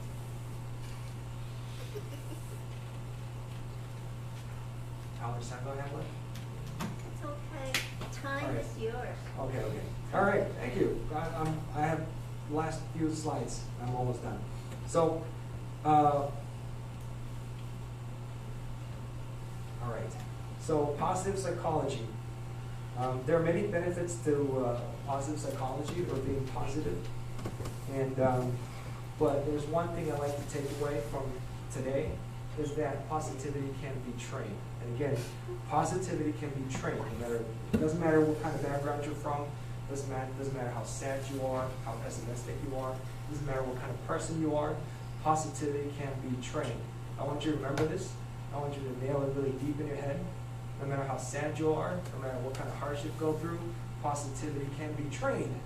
And why is positivity very important? A positive person is happier, more popular, and they adapt to setbacks and hardships. They're less likely to be depressed. They're higher in immunity, so they're on average more healthy, and they're more in control of their life. Now, who said this? Daniel Kahneman. He's a very famous psychologist. He wrote a book by the name of Thinking Fast and Slow. How many people heard of this book? That's a good book. That's a thick book, but it's a good one. So that's what he said in the book, and he's a Nobel Prize laureate. So positivity is very good. So how do we be positive, right? Maybe you're a pessimistic person, but maybe you don't know how to be positive. That is true for many people, yes? Maybe you've been through heartbreaks and losses, and sometimes it's really hard to recover from that. So appreciation is a great place to start. Joy from appreciation is in our genes. We're all born to know how to appreciate things. We all have, our hobbies, and we all have our interests, right? You can learn to enjoy music, dancing, food, technology, and success stories, whatnot. I encourage you to expand your areas of appreciation and be fascinated by all of the wonderful things that is within reach. Now that we have social media, now that we have YouTube, it's so easy to learn new things, get in touch with new things, see new things, and be fascinated. To grow new hobbies and interests is very good for building positivity. Learning to appreciate is actually learning how to be happy, because during the process of appreciation, during the process of fascination, your brain is positive. When you're involved and if you're fully pay attention to one thing, if you're learning something new, it's really positive itself. And so when your appreciation expands through all aspects of life, it is very hard to be sad. Your emotions will become more resilient to bad moods, and you will gain higher EQ. Learning to appreciate will give you constant good mood and give you the power to heal from sadness. Appreciation will make your life richer, fuller, and prettier. So I like to emphasize the importance of appreciation for others. If you want to be a manager, if you want to have followers, you need to learn to appreciate others, especially those you hate. Only by learning to appreciate the things you hate can you be more objective, more inclusive, and more mature. We will also need to learn from others. Our peers are very good teachers. And so we need to praise others. We need to be able to bond with others. So appreciation is a skill that we all must learn in our life, and we need to continue to practice it. Okay? And last but not least, my last slide. Okay. There are various research studies done by prestigious institutions that have repeatedly proved that a happy mood can increase productivity. So if you want to perform better in the future, you also need to be happier. I guess that's a very good word to coin. And happy employee can have 31% higher efficiency. A happy sales rep can increase their sales rate by 37%. A happy surgeon can increase their accuracy by 19%. Again and again, researchers find that happy mood can increase ability because happy brains secrete dopamine. If you heard of the hormone. It's a hormone that makes people happy and also increases brain productivity. And so, back to the last slide, when you appreciate a lot of things, it's easier for you to secrete dopamine. It's easier to be happy. And if your area of appreciation goes really broad, design and whatnot, it's easy for you to be happy. It's actually more productive for you during work because when you're happy during work, say if you're listening to music, or if you have, things of interest, set up at your desk, it's easier for you to be productive. It's easier for you to live through rejections. So, and like I said again, it can't be trained. Now, Dr. Seligman, if you don't know him already, I hope you get to know him now. He's the father of positive psychology. He pointed 5 key fundamentals for positivity. He says, first, positive emotions. It's very important to build positive emotions in your life and in your work environment, or maybe the places you study. Now, positive emotion can be appreciation. Positive emotion can be gratitude. It can be also the things you appreciate. So that's for positive emotion. It's with my last slide. But 2, engagement is also very important. There have been studies again and again that when people are fully engaged into things that they're doing well, they get very happy. So for people who like running, that's what happens. When triathlon athletes, when they go on a long run, their brain actually secretes dopamine as they go because they're fully focused in the thing that they're doing. And so that goes the same for you. You want to be fully engaged in something, and hopefully that thing is something you're good at. And that helps you to grow positivity. 3rd, positive relationships. Now, you don't necessarily have to have tons of friends, but you need to have a few good ones. Okay? And you need to be able to build positive relations with people, whether or not you like them or not. So again, back to the last slide, appreciation is very important because you may not like a person, you may not like all the people you meet, but it's very important to build positive relations. When you appreciate someone, they will appreciate you back. Most of the time, not all the time, but most of the time. 4th, meaning. We want to give ourselves a meaning. Like I said, my first advice to devote yourself, to contribute yourself. That's really important for meaning. Because if you find your personal values, if you find your own contributions, it's easier for people to appreciate you.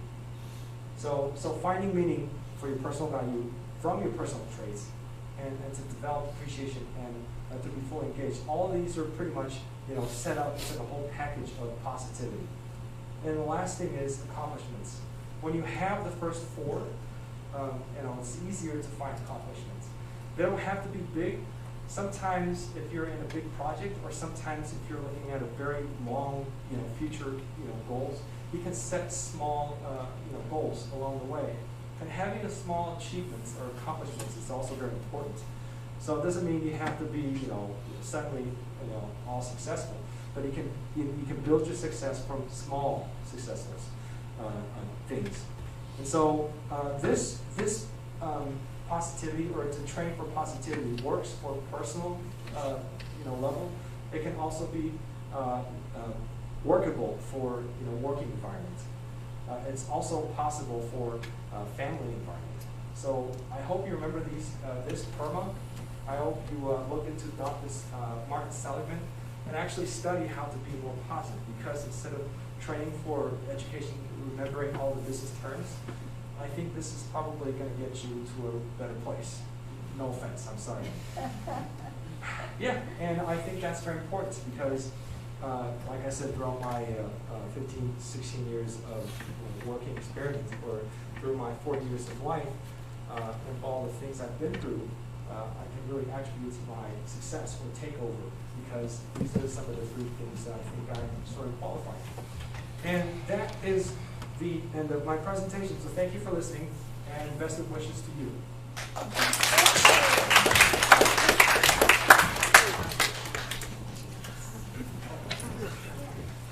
Okay, I would like to extend my heartfelt appreciation to Dennis and also to Samuel. We realize that the students sitting here are all positive and never give up and very intelligent. Okay? Just because of your positive attitude, that's why you're so successful, and you self-educated and also self-motivated. Okay? I really, really appreciate all of you here. And I would like to ask one more question to Dennis. Okay. Yeah. How did you motivate your employees when they don't think that your company has his or her future? We can encourage as much as we want, but we may not be 100% successful in terms of persuading employees. We have people leaving from my team or the company, every year. Sometimes, for example, for our factory, we have a factory of 100-some employees. We have people leaving every month, and so how to be positive? It's really hard to say all that during the interview when they say the employee wants to leave. It's hard to say all that, but I think one of the key is you need to be involved in the employee to be able to list a couple of things and be appreciative for the things they've done right. And sometimes it's better for our employees to leave.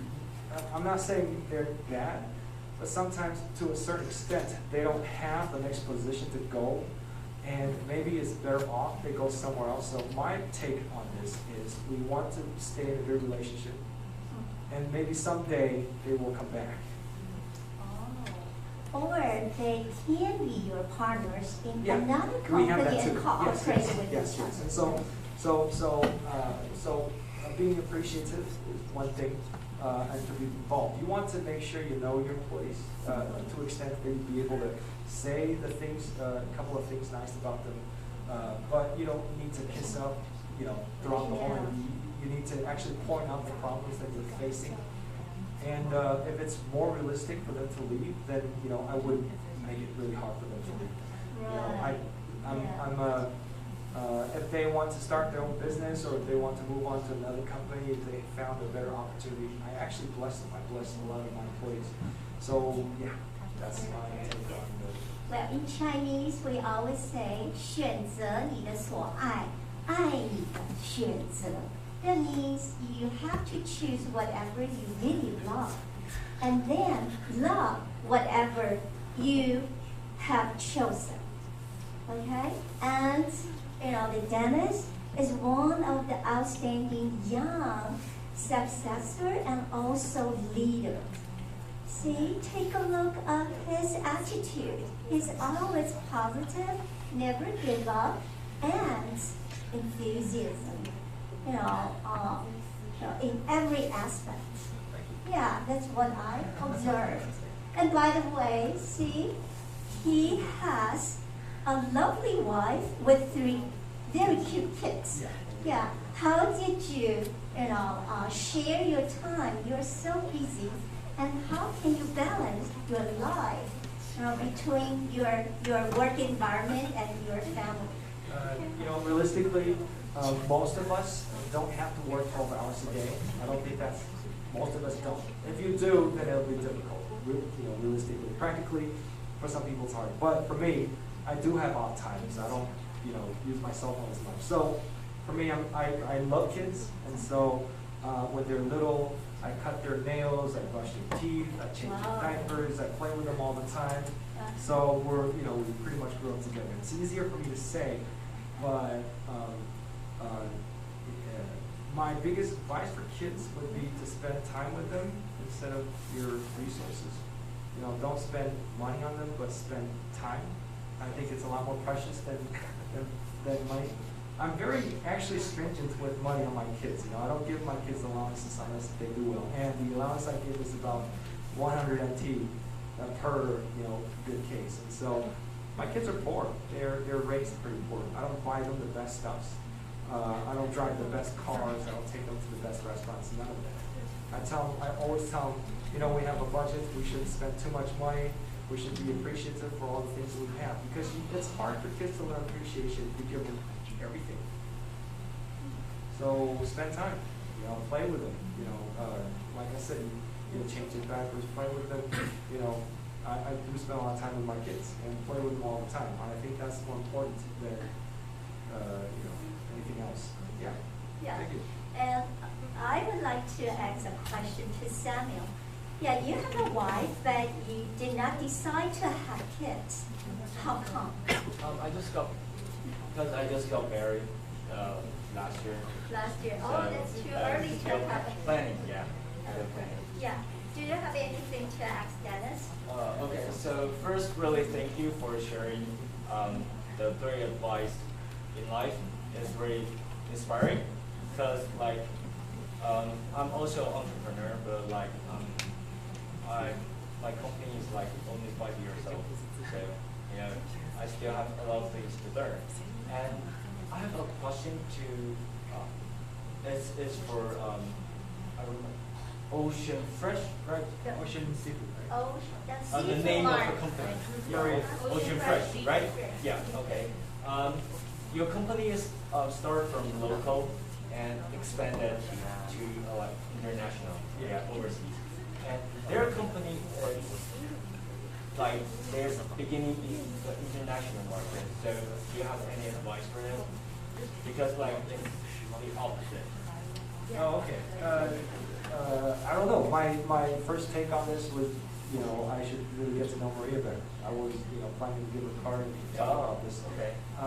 It's very different from product to product. I can see that her specialty is tuna, which is, not my area of expertise, because Taiwan is a very powerful tuna producer. Okay. And so a lot of companies, they do their own, sales channel. One of the biggest leading black tuna producer actually has chain restaurants, sushi chain restaurants here in Taiwan. And so tuna is not our specialty. But, in terms of, marketing, in terms of, a lot of the numbers here, I think there's a lot to share, but, not here. Not right now, right? Yeah. Okay. We'll get to know each other. Okay. Believe me. Thank you. Okay. Yeah. And now I would like to ask my students, do you have any questions to ask Samuel and Dennis? Your final chance. Maria? Okay, hold on. Yeah. Share the microphone because... I'm pretty loud. Is it okay for her without the microphone? Oh, okay. Recording, so here it is.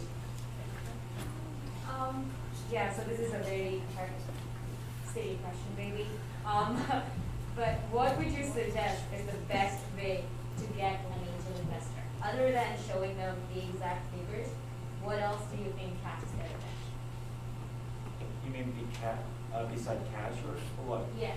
Besides finance related, what is another way to get better cash? Or specialties?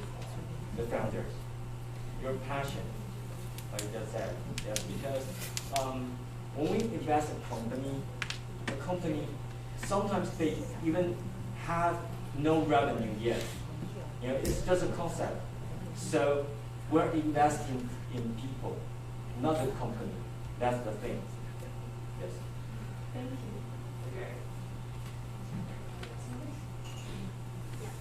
And finally, can two of you to say, 1 minute encouragement words to all of the students?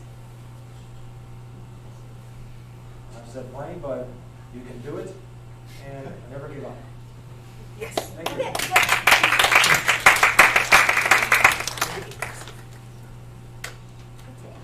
Okay. 这样可以了吗？ Yeah. So why don't we just take a group photo together? Why don't you move to the center so we can take a picture together? Girls, please. Maria, your team. Yeah, come on. 要坐后面一点嘛，因为这样比较有照。我们坐 OK。